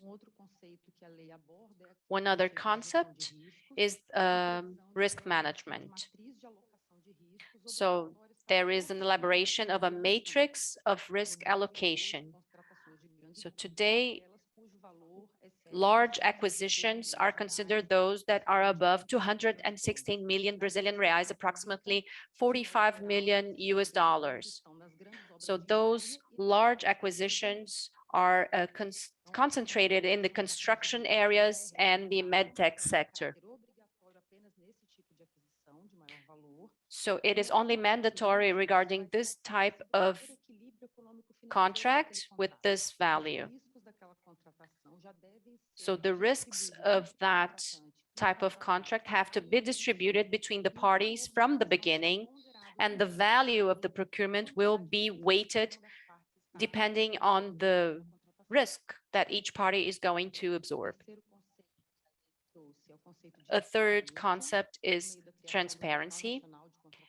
So the National Portal of Public Procurement was launched in August 2021, and its aim is to broadcast or publish all data regarding the public procurement process, not only by the federal government, but also states and cities and all 3 branches. So it's a huge portal that will promote transparency and control. And finally, we have integrity. It is expressed in the law through the implementation of a program of integrity for companies. There are several questions related to it, but this implementation will be mandatory only for contracts above $45 million US. And up until 6 months after the signing of the contract. There are other situations where this program might be used as a criteria of differentiating a type of bidding, or for the application of administrative sanctions. So the program of integrity is using those situations. And when will this start? When will we have a risk matrix? So the law was enforced on the 1st of April of 2021, and it already revoked some of the articles from the old law, especially those regarding crimes, regarding bidding processes and penalties. All other articles will remain in force until the 1st of April of 2023. Up until then, the manager will decide which law they're going to use in their procurement process. And this choice has to be done at the beginning of the procurement process. So this transition will go on until the 1st of April of 2023. And after that, all of the laws will be revoked and we will only have law number 14633. So how is the process now? This process is not so easy. The first question is regarding the integration of the parties that are part of this national portal. This is a huge challenge for Brazil because we have over 5,000 cities that have to be integrated into this portal, aside from the states and the federal government. For small cities, we have special deadlines. Larger cities have to be implemented right now. This is already going on. And another challenge that is already being dealt with is the regulation of specific subjects. Here, we could talk about the regulation of the integrity program, how this assessment will be performed. This is already being dealt with by the CGU, but there are other specific topics that the different sectors are working to regulate. So, as a broad perspective, this is it. I think this law is a great advancement, and it's here to meet demands coming both from the public as well as the private sector, especially because of how innovative it is, because the public and the private sectors will be able to build together a solution for a problem. And for healthcare, there are difficult problems to be solved. Problems to which the market doesn't have a solution that is appropriate for the government. So this modality of a competitive dialogue is a huge innovation, as well as the promotion of integrity. So if you wish to learn more about how CGU is working on this matter, you have our website here and our emails in case you want to get in touch with us. This is what I had to say. Thank you very much. Thank you, Lorena. Clarifying presentation. We're going to have questions and answers afterwards. I'd like now to invite Carolina Palhares, the Director of Integrity of the Ministry of Health. Carolina, if you can open your camera and be present, the floor is yours. Eu não consigo abrir minha câmera, vocês me bloquearam, precisa pedir para abrir aí, Carlos. I cannot turn on my camera. If someone can help me. There it is. We can see you, Carolina. Você consegue movimentar a sua apresentação? Can you change your slides? Perfect. Otherwise, I have it here with me, okay? Compartilhou para vocês? Can you see my presentation? Perfect. Diga. Só um instantinho. Just a minute. It's not on presentation mode. I see it as a presentation. Can you go back to presentation mode? Eu passo os slides por aqui, Carolina. I can change slides for you. That would be great. Pronto. Pode falar. Ready. Ok. Pode começar, pode colocar no primeiro. You can put on the first slide, please. Para mim tá no segundo. I see the second slide. My speech in English. Thank you very much for the opportunity to be here and share with you some of the initiatives of the Ministry of Health. I'm in Brazil right now, but I hope I'll be with you next time so that we can exchange more experiences about public procurement integrity. Next, please. So my name is Carolina Palhares. Agora em português. Meu nome é Carolina Palhares. Eu sou My name responsável. is Carolina Palhares. I'm in charge of the Integrity Department of the Ministry of Health. And in Brazil, we have a health service that is offered by the government that provides healthcare from primary access until high complexity, everything paid by resources coming from the federal, state, and municipal governments. So the Ministry of Health participates in funding these activities, and the Ministry of Health is responsible for defining public policies and different guidelines on how the public healthcare system will function in the country. And the Integrity Department was created with 3 different areas that already existed in the Ministry of Health in order to strengthen our activities to fight corruption. So we combined internal control, ombudsman, and internal affairs in order to strengthen our efforts to fight corruption. And with time, we identified the need to work on procurement analysis and on fraud investigation. So our team already works on these 2 matters, but new secretaries will be created for these 2 topics, so we can work even stronger, both on prevention when we initially analyze the procurement process before it is concluded, but also when to work on fraud detection. So when our team starts an investigation on fraud, or when we identify a process, an indication of irregularities, we will assess the information. And if there are indications of fraud, we will gather more information and send a report to the responsible authorities like CGU and others, so they can continue the investigation process and identify those responsible in order for the right penalties to be enforced. And that also includes companies. Next slide, please.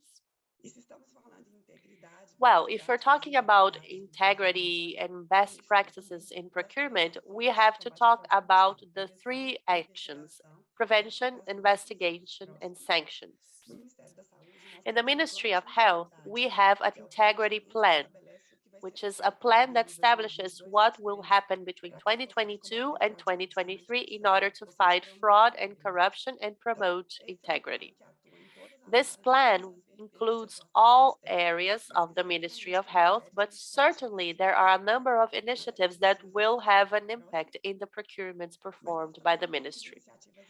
We also have specific initiatives regarding procurement. One of them is our ability to give transparency to information. The ministry has evolved a lot in our transparency index based on what's established by the CGU, and we give transparency to all public procurement processes. Today, any citizen can go online and see what was acquired, by which amount, in which quantity, and for which company. They are all public contracts. And our great project on this topic is a governance project for the acquisition of medicines and vaccines. It's a project that was developed so we can have governance in the Ministry of Health and to manage the risk of these procurement processes as to ensure access to medicines and vaccines for the population. This project has 6 main steps. The first one is a process mapping stage. We identify how the procurement flow will take place, so we can identify if any steps could be excluded in order to remove red tape from the process, or if there are other stages that need to be included, like validation stages, so we can identify who is going to do what, who should be doing what, and leave the roles and responsibilities very clear. Then we have risk management. I will talk more about that in a minute. And then a diagnosis of what the Ministry of Health is currently acquiring. We also identify internal and external controls and what are the opportunities for improvement that have already been identified in our procurement process. And we are using this information to make all the efforts based on what the recommendations from the CGU are regarding the improvements of the processes. And we analyzed all the different standards from the Ministry of Health to identify if anything needed to be reviewed or if we had any regulation gaps. So we would have the new standards to have clear rules. So all that in order to consolidate the information and define the treatment measures for the risks and the activities that needed to be taken to improve our governance process. So the Ministry of Health has a risk management policy. Our methodology is based on COSO and ISO 31000, and we do risk management for several processes, including the acquisition of medicines and vaccines. And when we did the diagnosis, our team, who doesn't work in the procurement process, we only work with internal controls. We are not the managers. So basically, we collected data that were available regarding which medicines and which vaccines were being acquired, the number of contracts, the amount of products, the pharmaceutical presentation of the products, the stock available, if there's a history of shortage of stocks, the main suppliers, basically a number of different information so we know the current scenario for the procurement processes inside the Ministry of Health. So based on all the data that I've mentioned so far, the project allowed us to clearly establish our governance structure. Like I said before, this is important so everyone knows who should be doing what and who can do what. What are the steps, the flow, which steps have a deadline, so the process is clear for everyone. And for that, we basically reviewed the standards, reassessing our internal processes and clearly establishing rules and guidelines through formal standards or guidelines. We have a guideline for contracts.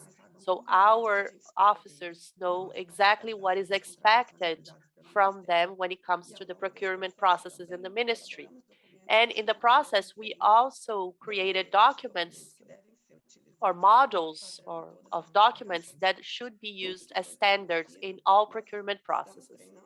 So we are training our staff now so they have the clarity on what needs to be done. Because the better our professionals are trained, the more able they will be to fight corruption and fraud because they will have clarity on what can be done, what cannot be done. They know about risks. So for them, it's easier to identify and mitigate risks. They know how to blow whistle any situation before they make a decision.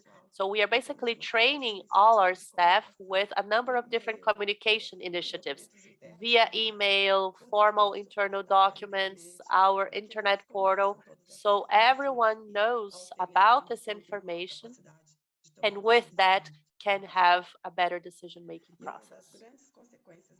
And a big consequence, next slide, please. Actually, go back, please.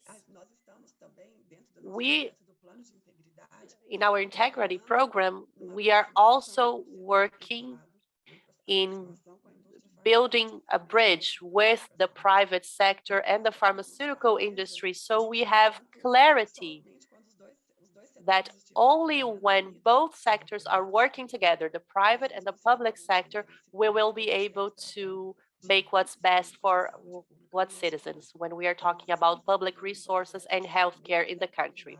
So we are developing a project to foster integrity with the private sector that has a dialogue with our second project to fight different conflicts of interests. In this second project, we are also training our professionals to identify these conflicts of interests before these risks become an event, and also providing them with guidelines for the relationship rules with the private sector. Who can talk to the private sector, when they can talk to them, and how. So we are creating a system with specific meeting rooms to meet with the private sector. So every time the Ministry of Health needs to communicate with the private sector, they will meet in a specific meeting. The meeting will be recorded so everything is transparent and so we can reduce the risk of any situation that goes against the public interest. At the same time, we will support companies to be blow whistlers as well, because many times irregularities might come from public officials. So the companies need to talk to us so the Ministry of Health can identify what's happening and take the necessary measurements. So like I said, we are doing the preventive analysis of all procurement process and will investigate all the frauds that might come. And if anyone insists on making a decision that goes against public interest, we will be able to identify them and sanction them, because we need to make sure that all decisions made by the Ministry of Health only are taken for the better of the public. Thank you for your attention, and I'm available if you have questions. Carolina, thank you very much. We have over 213 million people, out of which 100 million depend almost exclusively on the SUS, which is the Unified Healthcare System. So the role of the Ministry of Health is directly or indirectly very important in providing access to healthcare for these people, not only in the federal level, but sometimes dictating the healthcare policy programs for state and city levels that are also co-responsible. So the work Carolina and the team and CGU are doing is fantastic, and it's basically going to be seen in all the other levels throughout the country. We're going to take questions in a moment. Thank you, Carolina. Now I'm going to present quickly a little bit of Ethics Health Institute, which is an innovative venture that we started actually 6 years ago, exactly in order to provide a way to self-regulate the market from the private perspective, but combining efforts with the public sector. This presentation is going to be available, so I'm going to go quick in order to have space for questions afterwards. But basically, it's a non-profit organization that is focusing a lot on the self-regulation side with a good structure of governance, with normative instructions and bylaws that are binding to all the members, but have been able to indicate what is the right pattern or right way to be followed by the whole market. So we became a benchmark in many, many places. And one thing that we have been learning a lot is not only in terms of giving penalties to our members, but actually to work for the next generation in terms of prevent, education, and control. So in terms of mission, we have been trying to disseminate and consolidate the culture of ethics and transparency in our sector, exactly to promote sustainability and especially looking at the patient's safety. We have been doing this through several ways, increasing awareness of the cost of opportunities and lack of transparency, fighting against corruption, especially in the sense that many companies still try to induce demand for therapies, treatments, and procedures through undue advantages being offered. And of course, we have been trying to encourage transparency and also equal and consistent business transactions among all the different actors in this sector. So ethics, integrity, awareness and education, transparency and legality are some of our key values. In terms of governance, we have a General Assembly. We have almost 200 members nowadays. And then we elect advisory, a board of directors among the members. We count on a board of ethics, and we have, this is really very important, a fantastic advisory board that is composed by many different stakeholders throughout the value chain of the health sector. Just as an indication, we have not only industry as part of this advisory board, but we do count on hospitals, labs, medical societies, the Medical Brazilian Association, even patient organizations and the payers, like health medical organizations, are also becoming part, little by little, of the ethics health. As soon as any of these institutions that represent many industries or many members in their own association, they are invited to join. We invite them to work in terms of a risk assessment of that specific part of the value chain. and then instructive normative instructions come out of their risks to be mitigated. And that's how self-regulation works. In terms of Board of Ethics, the people that we have invited and approved by the General Assembly, they are with non-conflict of interest in the sector. They don't have any kind of direct involvement in the sector, but they are quite well known and experts in the third sector, in academy, and so on. In terms of members, we do have almost 200 members with the different areas of the economy, and also not less important, on the opposite. It's really very important. We do have several cooperation agreements established. These cooperation agreements are the key for eventual investigations. Why? Because we are private, non-profit institution with self-regulation objectives, but we don't have any strength in terms of investigation. So what we do, we establish, for instance, with CGU or with the antitrust authority or with other institutions, a kind of agreement where we can share the information, taking all the proper care, and this will lead to the proper investigation by this controlling agency, and they can follow up. The idea is that this will be examples in order to improve the sector and indeed bring many good things in the future. We have other institutions that are on the way in progress for having a cooperation agreement. Internationally, the ethics health has been part of coalitions like this one in business ethics, but we have been advising or even as observers in associations like APAC, for instance, among others. We do have a lot of advocacy work in the Congress, following up some bills of laws that can change the market for good or for bad. So that's important to be there following up. In terms of education, many activities in all the different areas, exactly to take good information and to promote access to transparency and to good practice in terms of compliance and integrity.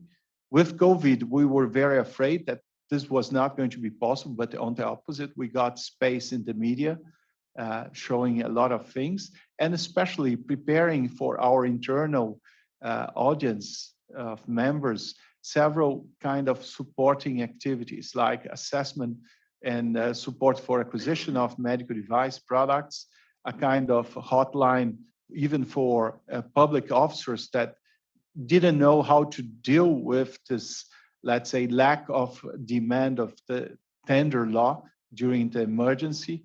There was a special situation and several other things that are on the way.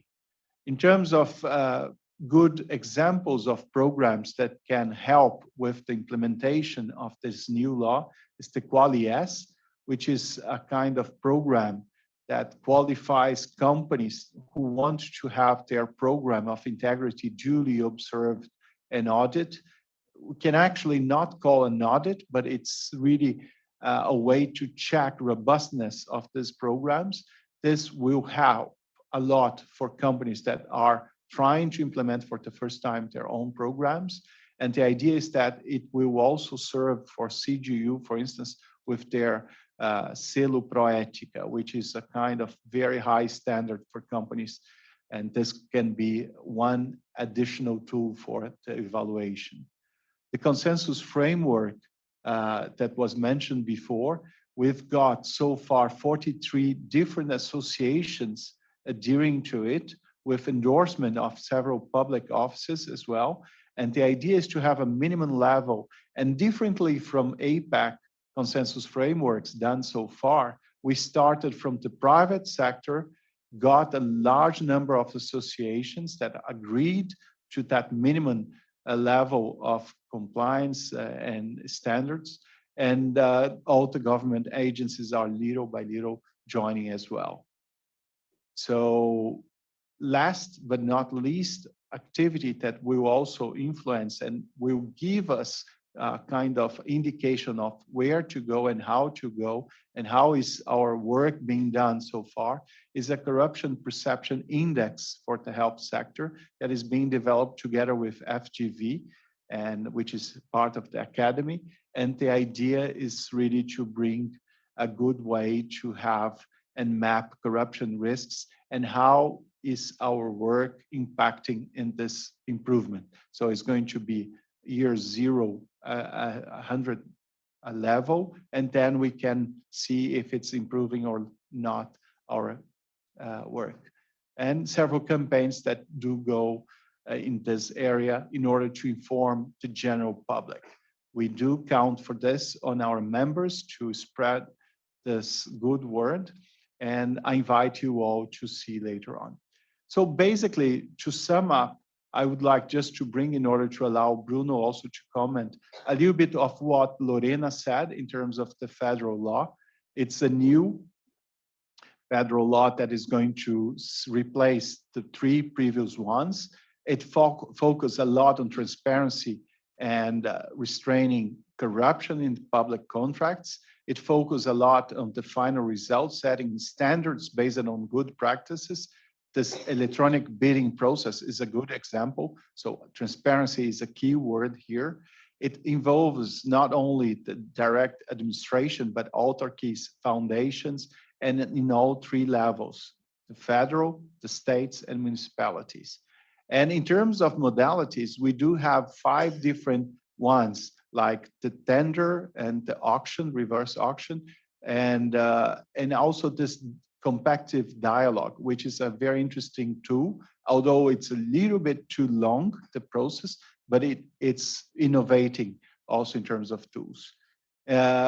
We have different ways to judge the final proposal: lowest price, higher discount, the best technique or artist content, technique and price, highest bid, and highest economic return for the government. This portal is a fantastic creation where it's going to centralize information for all the different stakeholders, so we can actually go there and see what is being procured in all the different levels of government. And it's a unified system, and it's going to be a reference for future purchases as well. In terms of phases, there is a preparation phase, a lot of publicity when the request for proposal is sent, presentation of proposals and bidding process, assessment, evaluation of the proposals. Then it's going to be nominated the winner. There is a phase for appeal, and finally ratified the winner. Another innovation is that in this law, we have several crimes foreseen. And so penalties for these crimes can go to up to 8 years in prison, besides fines. And the very important aspect is also to see and demand for integrity programs. Although it's focusing on the high level or high value tenders or procurement contracts in a year, it's going to set a trend for all the other companies that are going to deal with the government. So that's in a nutshell a little bit of what I wanted to bring in order to allow us to discuss after Bruno's comments. Thank you. Thank you, Carlos. I'm Bruno, Executive Director of the Brazilian Distributors and Chair of the Brazilian MedTech Alliance. I'll make my remarks in Portuguese once everyone is connected already. Bom, passando para o português. Obrigado, Lorena, pela sua presença aqui. Carolina também. So thank you, Lorena, Carolina, for being here. On behalf of the coalition, I would like to welcome all the members of the Brazilian government that are here.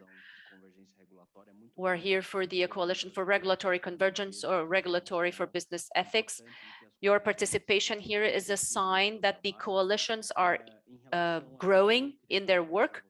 Regarding the Office of Comptroller General, I would like to congratulate you, Lorena, and everyone else. For those who are not Brazilian, the Office of the Comptroller General is one of the most technical departments that we have in the federal government, so it's really important to recognize that here. Regarding the public procurement law, I think there are two positive points I would like to highlight. First of all, is the law that organizes basically the whole public procurement process in Brazil. So this gives a very large visibility for the businesses, and also consolidates several issues. So this is very good, and the innovation promoted through competitive dialogue and integrity is very much welcome. What I have here are some kind of provocations for our discussion. The first one is regarding the integrity as a requirement. So maybe we are debating the values. So purchases above 200 million might be something. So for cities that are buying medical devices, and by medical devices, we mean face masks to diagnostics, medical devices. So how can this mechanism reach those purchases that are below 200 million Brazilian reais? So this is one of the points that we might discuss. One other question is regarding the system of integrity as a criteria for untying a process. So how is the assessment is going to be? Which integrity program is going to consider best? What are the criteria used for this assessment? And also regarding the deadline for implementation of integrity programs, 6 months for companies that are more complex, that might be a short deadline to implement a whole program of integrity and, make the whole risk mapping process. I would like to comment that the law is very much welcome, because the old law had several issues that led to the judicialization of some conflicts, because the law was not able to deal with those issues. And the whole thing about its modern approach is very important for our sector to reduce the administrative costs that we have, especially because of, the lack of understanding of the old law or the problem of judicialization that was brought upon. So those were my comments, and I would like to take advantage of the presence of Carolina and congratulate Carolina for her work at the Directory of Integrity. We have been following up your work and everything regarding the bill regarding the Sunshine Net in Brazil, a law that was implemented in 2016 in the state of Minas Gerais. It brought up a lot of controversy as to how the sector would meet the requirements of the law. So I would like to say that the medical device sector, just like Carolina and everyone else showed, is a leader in the sector. And so obviously we are welcoming this type of initiative in Brazil. And we ask for the Brazilian sector to be invited to discuss about a system that is good for the government, that promotes transparency, but that it also is viable, feasible for the sector to be implemented, just like the law requires. So that would be it. Andrew, sorry if I went over time. Thank you very much. I think we can have not only start answering the questions, but if you want to make some comments about what Bruno said. Bruno, eu agradeço bastante as suas colocações em relação à preocupação. Thank you, Bruno, for your concern regarding the implementation of programs of integrity. Just like I mentioned in my final slide, this is one of the stages of the implementation of the law. Regarding the Office of Comptroller General, we have a committee of integrity We have 5 committees in the Controller General, and this committee regarding corruption and transparency deals with integrity both in the public and private sectors. And these committees will work on the regulation. If the adherence of the ethics program will be a requirement, the deadline, the minimal content of the program of integrity, all of that will be regulated. We've already been working on that, and it has to be done up until April 2023. Perfect. Carolina, I would like to, use a couple of minutes for you to comment on the Sunshine Act in Brazil. What is your take on that?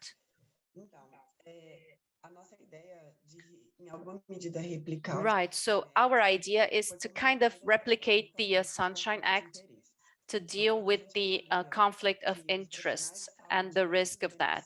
So when we evaluate that healthcare professionals may take a decision that are not in favor of the patient or do not serve public interest because they are receiving benefits from the pharmaceutical industry or some sort of equipment, then our idea is to make all those benefits transparent so that the companies make all of that, all of those benefits transparent. What are the benefits that are being given to professionals? Because it's not a problem to pay for a congress or a dinner or something like that, but all the HCPs, when they receive some sort of benefit by the pharmaceutical industry, cannot change their prescriptions based on those benefits. I am a doctor as well, and we know that medical professionals and doctors receive dinners and congress registrations, but they cannot change their prescription based on that. So you want to promote transparency. So whenever the HCP is not doing anything wrong, then we will have that in a transparent portal, and we will use that to monitor any type of change of behavior in the sector and to evaluate the conflicts of interest. We have to have an alignment regarding work. It's important to know that the private sector supports that, because it's important to make those pieces of information transparent to mitigate the risk for HCPs and patients. It's important to remark that Carolina and the Ministry of Health, they have invited the Instituto Ética Saúde for a meeting to introduce this concept that was going to be developed, and it's under development.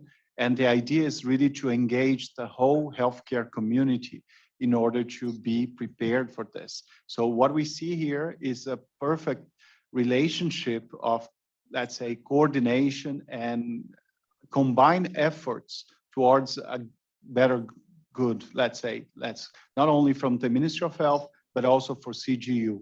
So they have been opening their doors for a good discussion in a high level, exactly to build a better future for the country. I would like to open for questions here. We have a few minutes, yeah.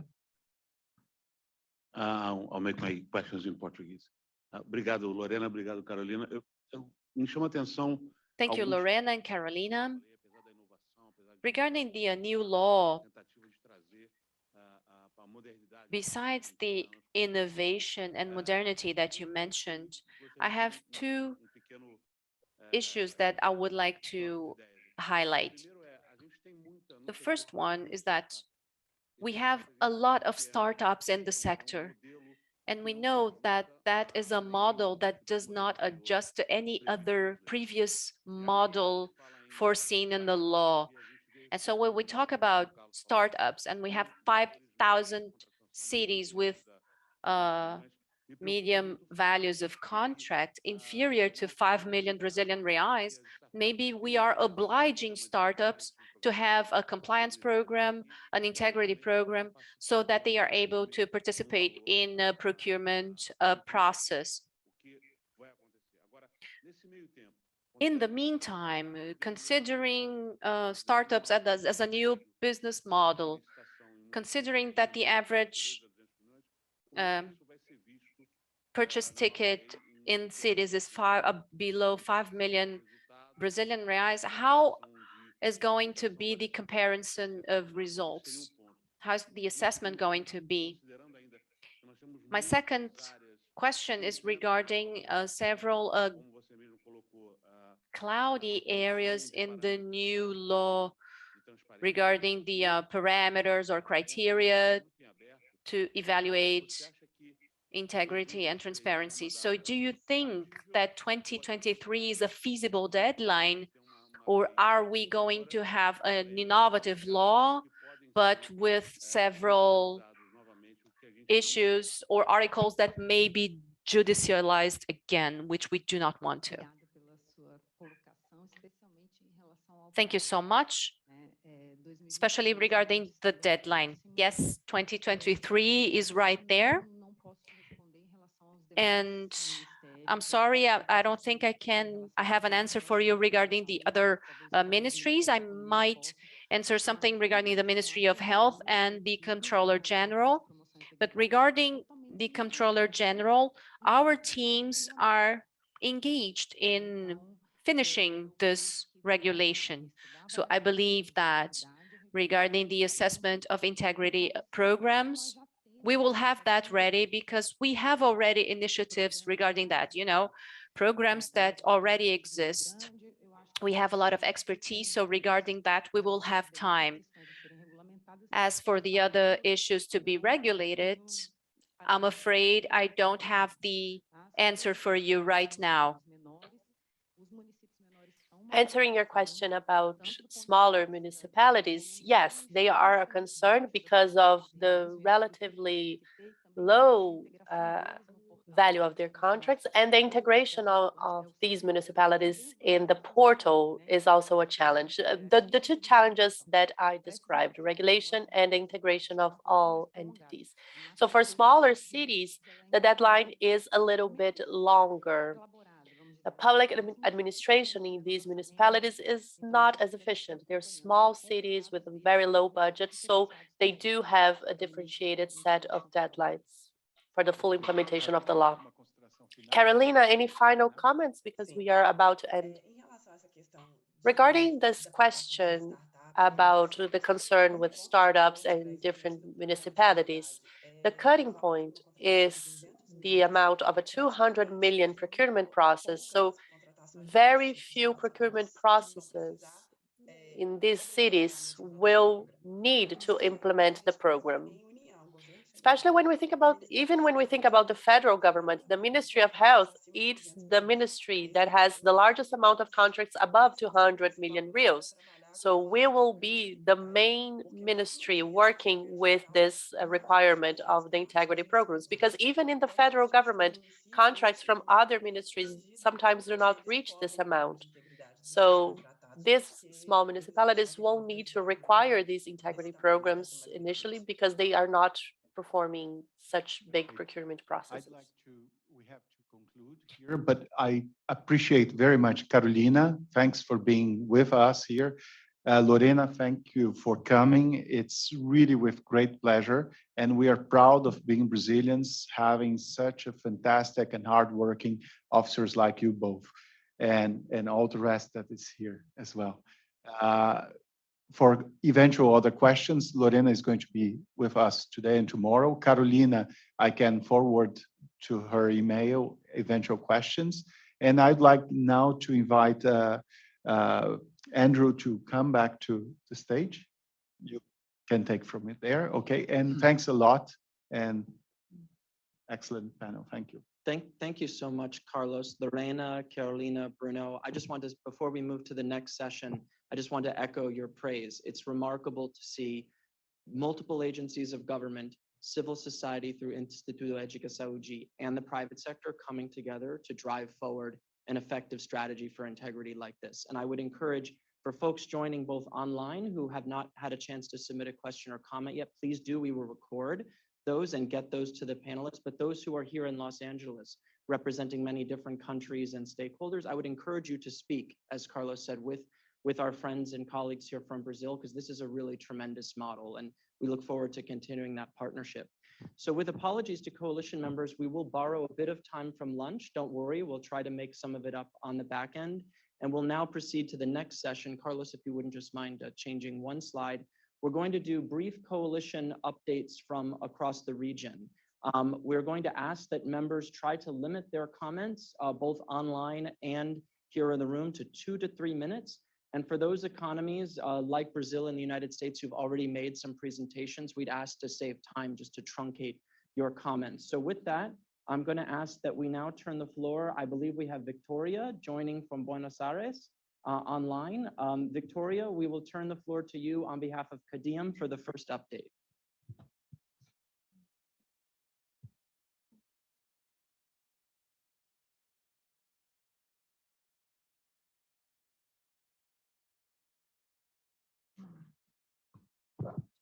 Leticia or Sandra, do we have Victoria in our speakers list?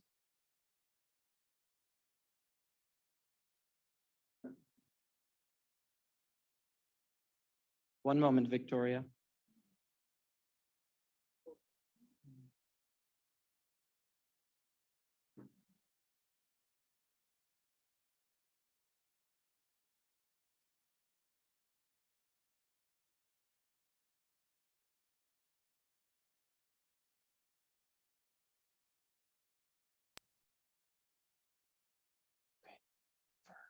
Buenas tardes a todos. Muchas gracias por la invitación. Hello, everyone. Thank you for the invitation. All the webinar has been very interesting, and as listening to the Brazilians, wonderful. I'll be very quick. We are still working with a review of our ethics code. We did this semester, so the work that was done by ABIMED is wonderful for us. The second great pillar has to do with the training of our members, something that we've been doing for more than 5 years. And we're also working, especially last year, to get an edition of the 120 companies, a formal edition, in spite of the fact that it had already been approved by the Assembly. Now, in terms of the public-private work, we are having conversations starting the second semester from last year to start collaborating with both the national government as well as the city government on the matter. So I was very succinct so as to contribute with the good use of the time. Thank you, everyone. Thank you very much, Victoria. We'll now turn the floor to Abis from Brazil. I don't believe we have Caprodi from Argentina with us today. So I will turn it over, Bruno, to you and to Zé, and then maybe you can also cover Abraiji's update at the same time.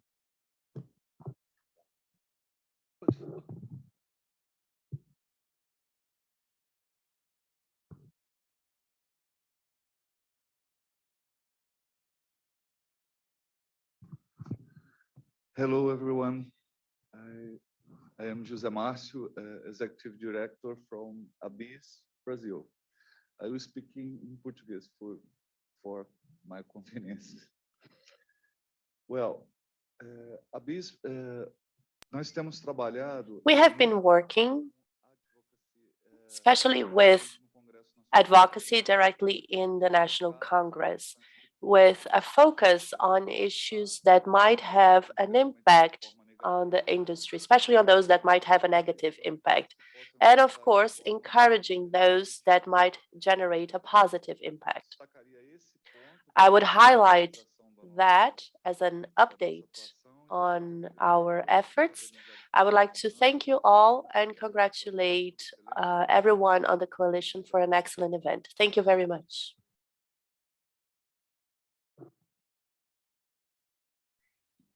Okay, so from Abraiji's side, I just want to highlight the importance of we moving forward our work with the coalition. I think the coalition has a very important role to the Latin American associations and as a mechanism of support and a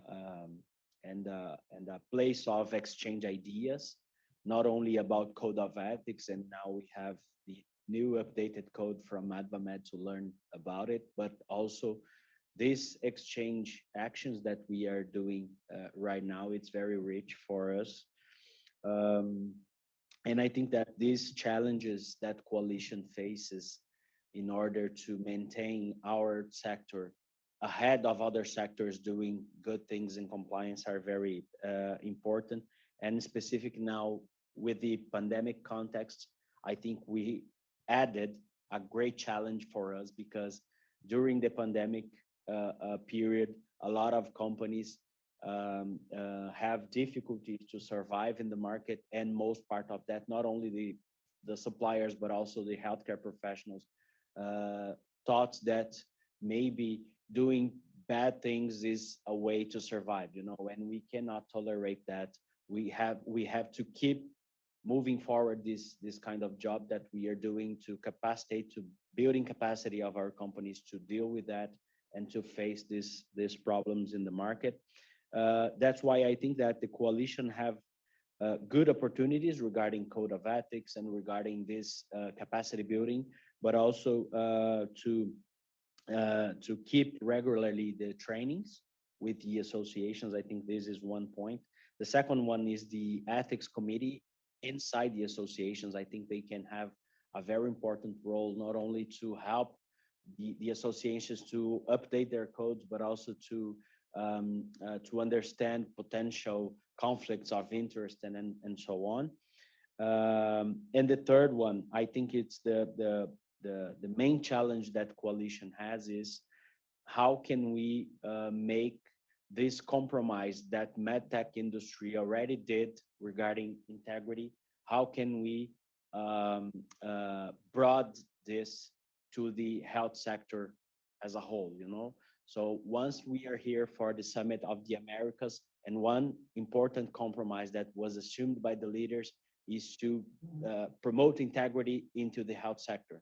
So integrity cannot be only for the medical devices industry, and we are doing our job, but have to be also to hospitals and to insurance companies. So they have to put in place that buying medical technology have to be considered the value that medical technology brings and not only the price. Because at least in Brazil, what we see is the hospitals and insurance companies buying medical devices only by the price. I don't care if the industry has or not compliance and integrity programs. And once we from the industry has this beautiful job, we have to push these other players to adopt this. And I think ethical principles in healthcare from Inter-American Development Bank is a very good initiative regarding hospitals and insurance companies. So this is my comments, and I want to thank you again. Thank you, Bruno and Zay. It also sounds like that's an opportunity for Brazil with the consensus framework as well to create that ecosystem. Carlos, is there anything more on IES you'd like to say? I know you gave a presentation on the Institute, so any brief comments? No, I think we are developing quite fast. We do need to count on the collaboration of the different associations. Little by little, we are getting more and more members. And in order to reflect the whole environment of the healthcare, and that's a very good point. The international support has been key to achieve these goals. So like the support of IDB, the coalition, and several other stakeholders have been quite powerful in order to advance, and especially to implement some of these actions like this perception of the corruption risk in the healthcare area. This is going to establish an index, and then with this index, it's like a KPI for us to monitor our activities and to see what is more effective and not. In terms of integrity programs, I agree that the new law is going to establish a goal, but just the positive aspect of speaking about integrity programs and as a kind of mandatory tool for even bigger tenders is going to influence the whole rest of the country. So we are not going to wait 6 months after we get the order or we are declared winner in a tender. Of course, the companies are going to start preparing more and more. So points aspects like the Selo Proética from the CGU, it has been there for many, many years, but I'm sure more companies are going to apply for it.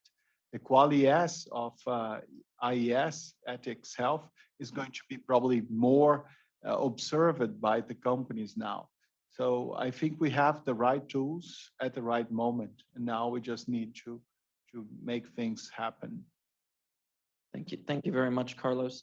If we have colleagues from Abimo in Brazil joining, perhaps just indicate in the chat that you are available so our Zoom monitors can take note. And while we wait for that, I now can turn the floor for 2 minutes to our colleagues from Abimet in Brazil, if there's any updates you'd like to provide to the coalition. Thank you, Andrew. Yeah, we are just, we want to follow up and reinforce that we had an extensive review of our code of ethics. Last year, we launched the 6th revision beginning January this year as one part of our 25 years anniversary of Abimed. And now we have, for the first time in Brazil, an independent ethics commission that also was implemented by January the 1st and is still on place right now. It's this independent commission is formed by 3 members, one of our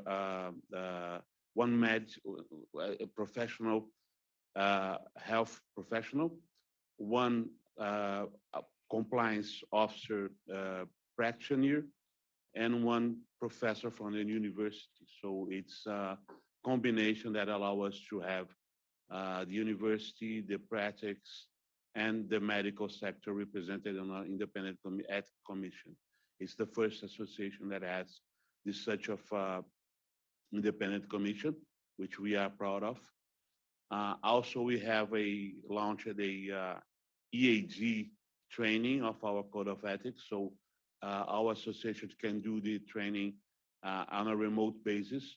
And this training is formed by 2 blocks. One is principle of ethics acknowledgement, and the second block is specifically designed to the code of ethics of Abimed. So it's a very good opportunity for our associations to have a free of charge training program, which will allow us to have a minimum level playing field of our associations in regards of our code of ethics. It's a very development in our association, and this is why our program of this year is education of a code of ethics. Thank you very much. And congratulations too on the new code. So that's really wonderful to hear about. And I do believe that the new code from Abimet has been posted to the Inter-American Coalition Compendium. So let us know if there's any further support the coalition can provide. Absolutely. So I'm not sure if we've received an indication from Abimo or a comment. Next on our list is MedTech Canada. So I'm not sure if we have Stefan or Stephen on the line. If they are, maybe just provide a comment to the Zoom hosts, and that way we can put you up onto the screen. But in the interest of time, we will now turn to Andy to provide an update, which we do have a few slides for you, Marisol, so I will bring the clicker to you. And Marisol, if you could also provide an update on behalf of both Andy and, no, I'm sorry, Anna will do Aldamed. So just on behalf of Andy. So go ahead, Marisol.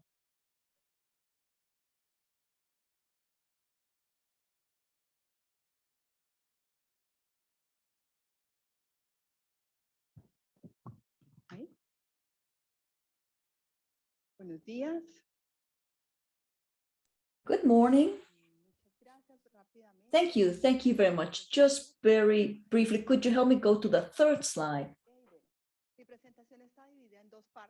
This is divided into 2 parts. The first one has to do with regulation what's mandatory, and the second one has to do with what's voluntary. So in terms of regulations, in Colombia, we have Sunshine Act for Colombia that's called a value transfers. We have been working on that process for more than a year and a half. And what we did was we updated the reporting platform. The second thing has to do with the fact that according to the anti-bribery law and some new regulations, great emphasis has been made on the fact that the companies need to report the risk maps to the governmental authorities. And then some adjustments were made regarding the asset laundering programs, because that is a great concern here in Colombia. So we have been working along with the government so that the companies have a better interaction, a better understanding of the regulations. Now, in terms of the voluntary program,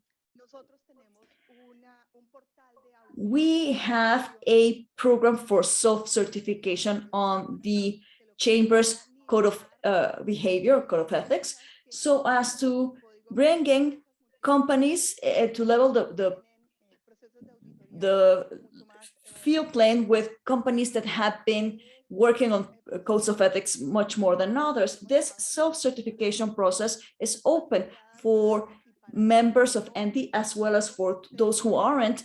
And we also have other companies, distributors, who have gone through the certification process. 3,200 people have been certified, or companies. Many of those members of the chamber, they have done great work. The compliance managers did a very strong work in the training and self-certifying 90% of the employees of a single company, which is something that's quite amazing. That's a true commitment. And additionally, the companies, the legal representatives, the managers, they need to sign an additional commitment to the code of ethics of ours. So it's 42 companies who have been fully certified in terms of their internal and external processes, so as to keep up with the good managerial and business ethics practices. And then we've also updated our own ethics code, and we have frequently asked questions on the code. That's been very useful. It's on our website if you want to see it. Many companies go consult it, including our members. And we also created guidelines for interactions between agents of the health sector during the pandemic, very similar to what Abamed spoke of in terms of the remote work and remote trainings and seminars.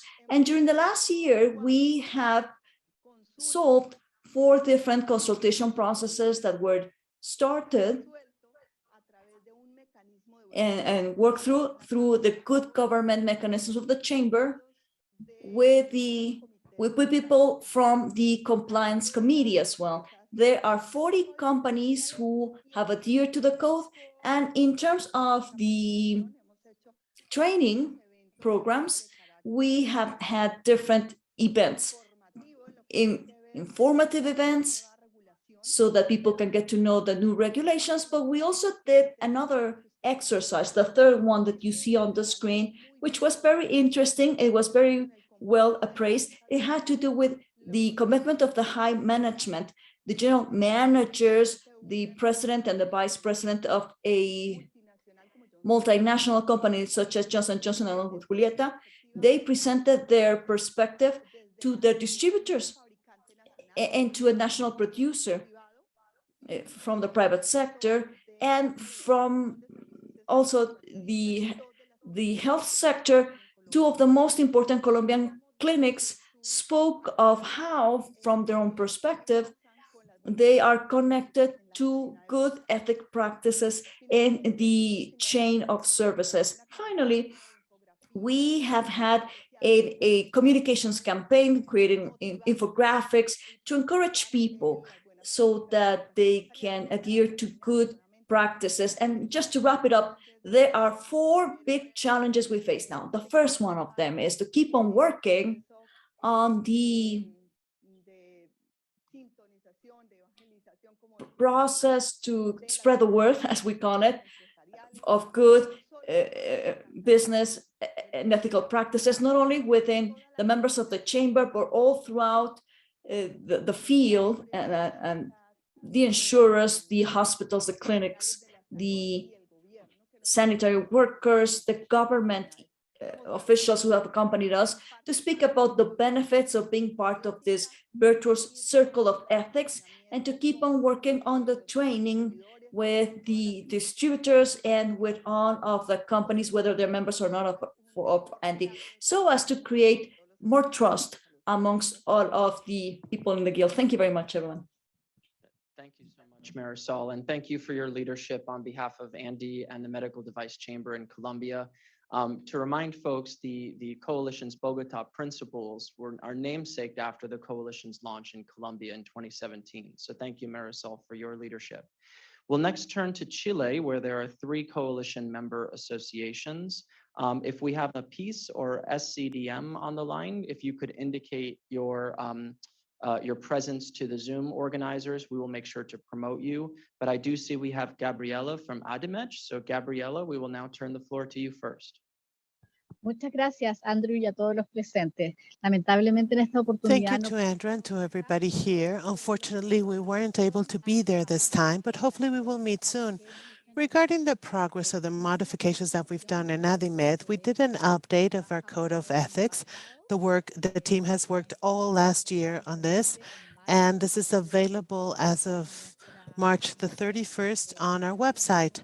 We also sent this to the coalition, and we did all the corresponding training to all the members so that this code could be available and applicable as of March the 31st. I also wanted to tell you that this code is just an update, and basically what we worked on were very specific aspects. One, we highlighted the chapter of the relationship it has with civil society. You know, all the groups of patients, for example. In this country, civil society has a very important role in the decision-making process. So we considered that it was important to strengthen this chapter. In addition to that, we also went more in detail in everything that has to do with conflicts of interest and the events, how to organize the events, to represent the different events, when and how we could participate or directly work with or invite an expert, and when it shouldn't be invited, so that we are all aligned in a common response and reduce the conflict of interests and the risk of that. And the other topic is that we added, when necessary, everything that had to do with virtual activities.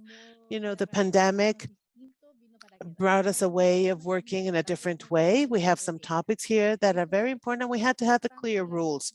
So those were the most important topics of the update of our code of ethics. Thank you very much and have a great day.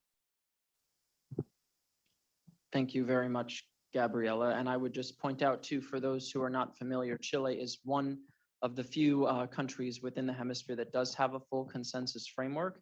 And Gabriela will correct me if I'm wrong, but I think under the recent transition of government in Chile, the oversight of that framework has shifted to the Responsible Business Conduct Unit of the Ministry of Foreign Affairs. So it's been exciting to see that process, I believe Gabriela will correct me if I'm wrong, maintained through the transition of government.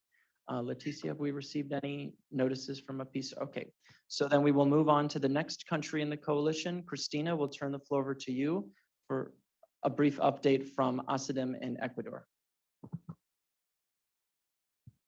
Thank you. Let me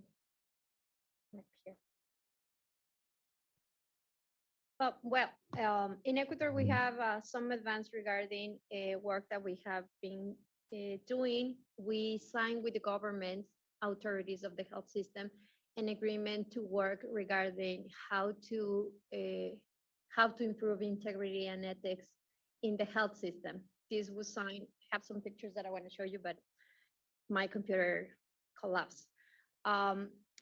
It was the health minister and the social security minister and the vice president was present in this program.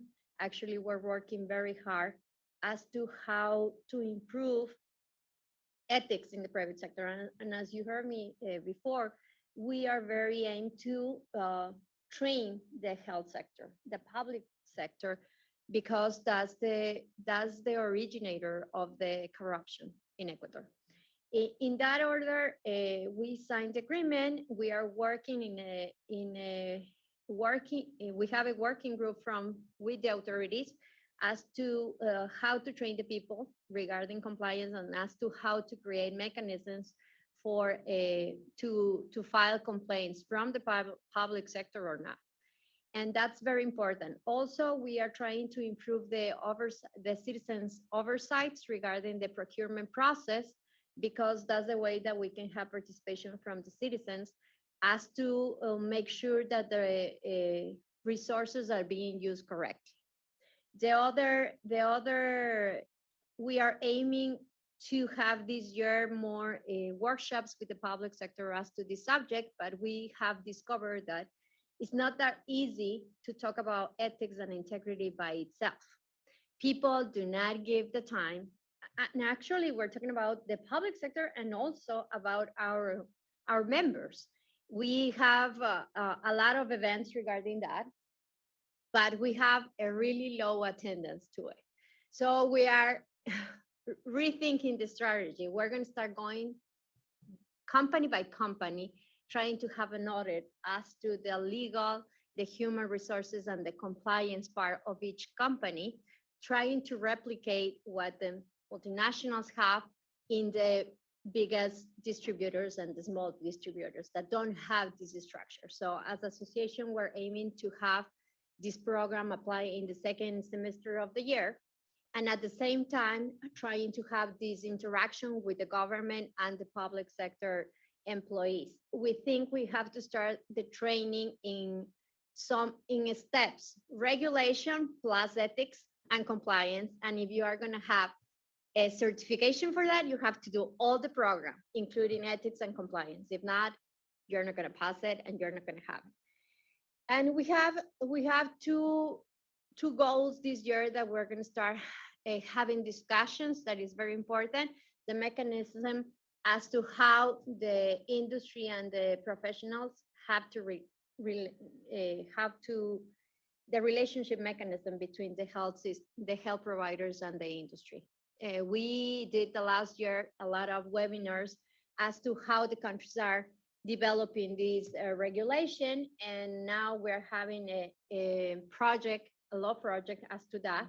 This is a big thing in Ecuador because we need the help of other stakeholders, but we are aiming that we will have that project in the next 2 months, and after that we have to work it with stakeholders that can help you, like Fundación Ciudadanía y Desarrollo is the representative of international transparency.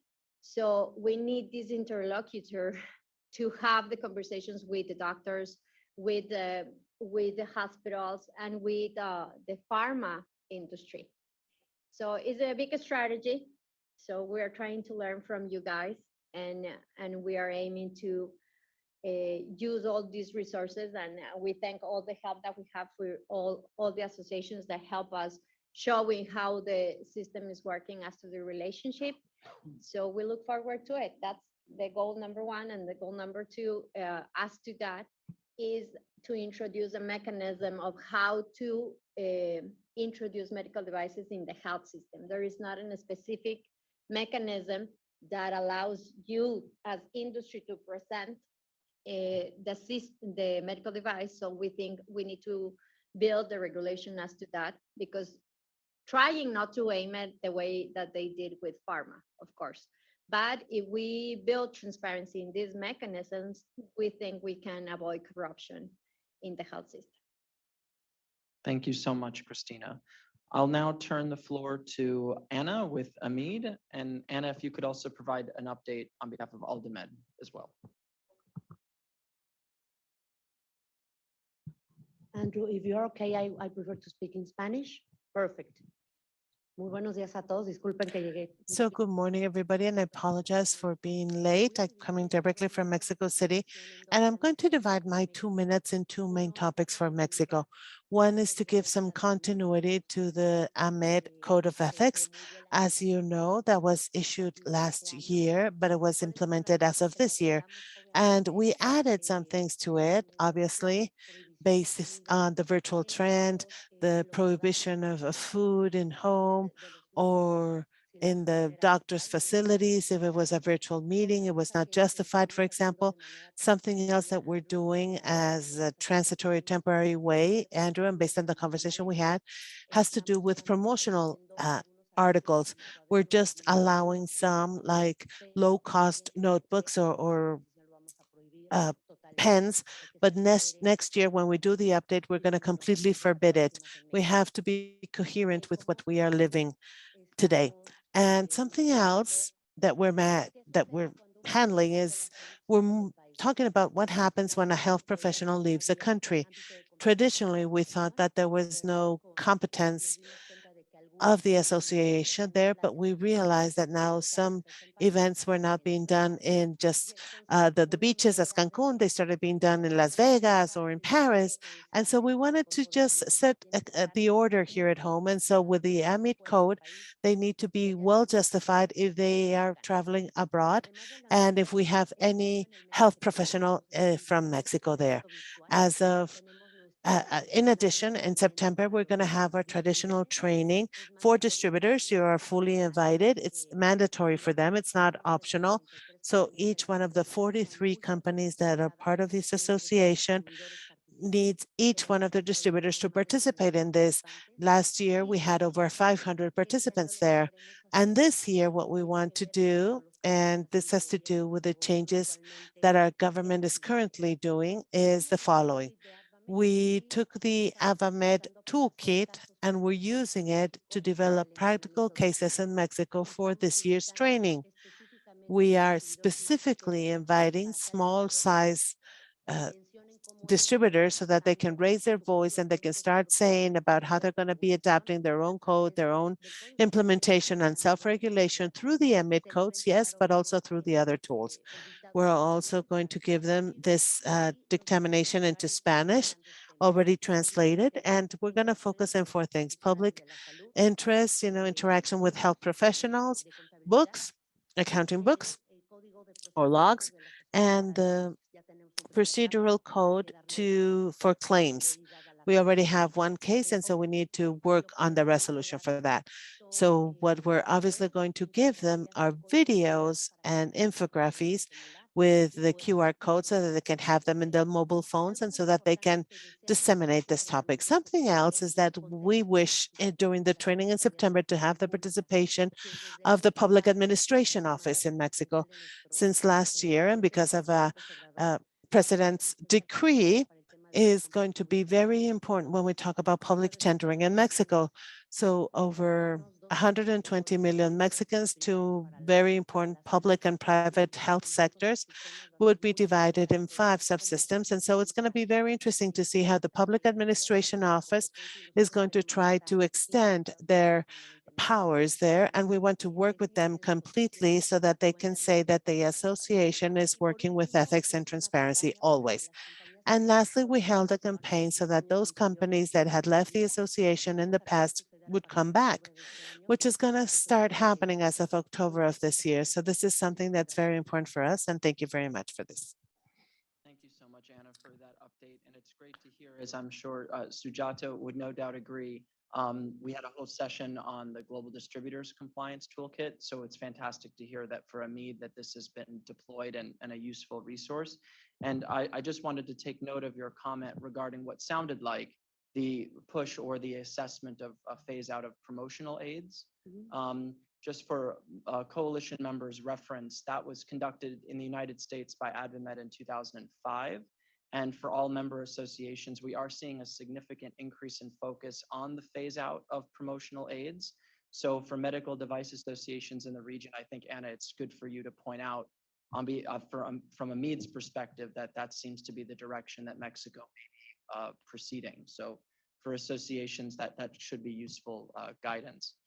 So with that, we will now turn the floor to, and I promise all, we are almost complete with the updates. We'll now turn the floor to Sandro, our friend from Peru. Muchas gracias. Bueno, voy a hablar en español.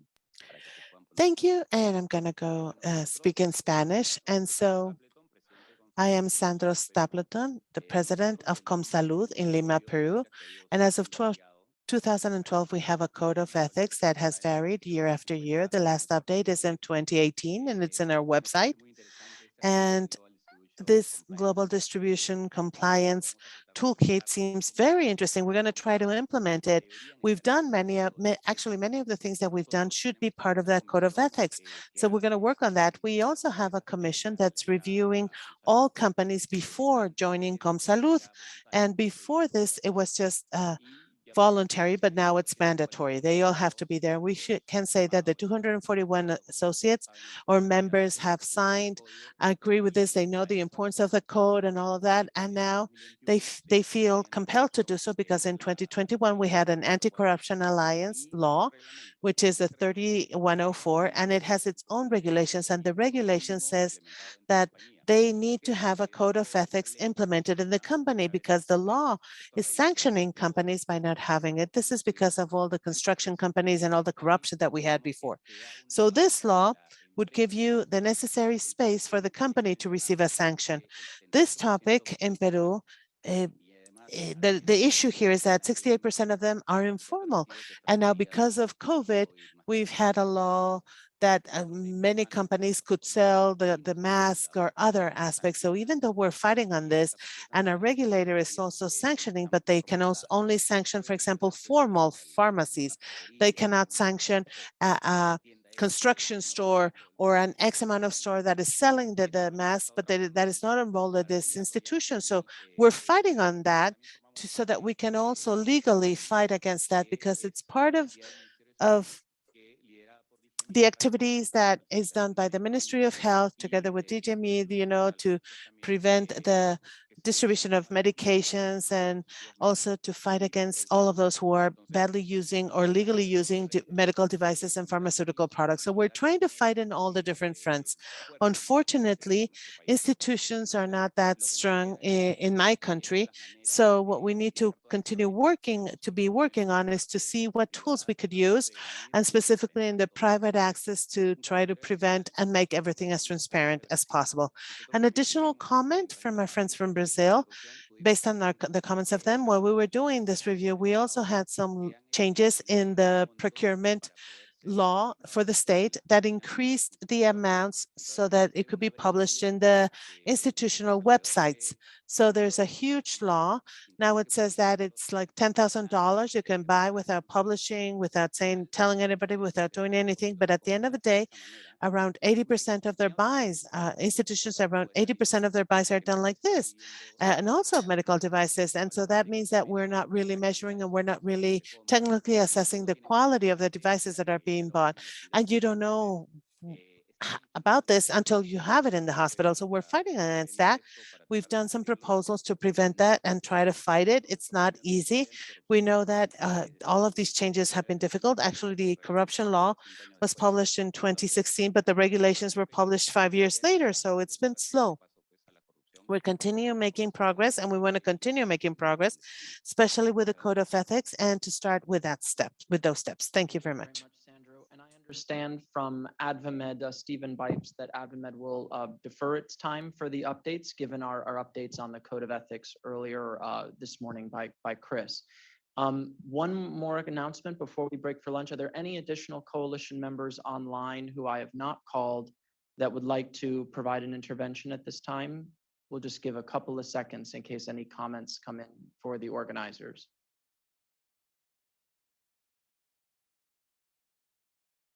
Okay, hearing none, then with apologies for the delay in our schedule, it is now time for lunch. We've built in a little extra time for lunch and figuring that we might go a bit over. So we have approximately 30 minutes for lunch, but I think it might be okay, Sandra, with your permission, we'll start maybe a few minutes late to allow folks to gather back into the room, but just a little bit. So the good news is lunch is already set up outside. So folks feel free to proceed over to lunch. and then we will convene back here at just after 1 p.m. So thank you all so much. And thanks to everybody for contributing to this 10th meeting of the Ethics Coalition. See you all in about 30 minutes.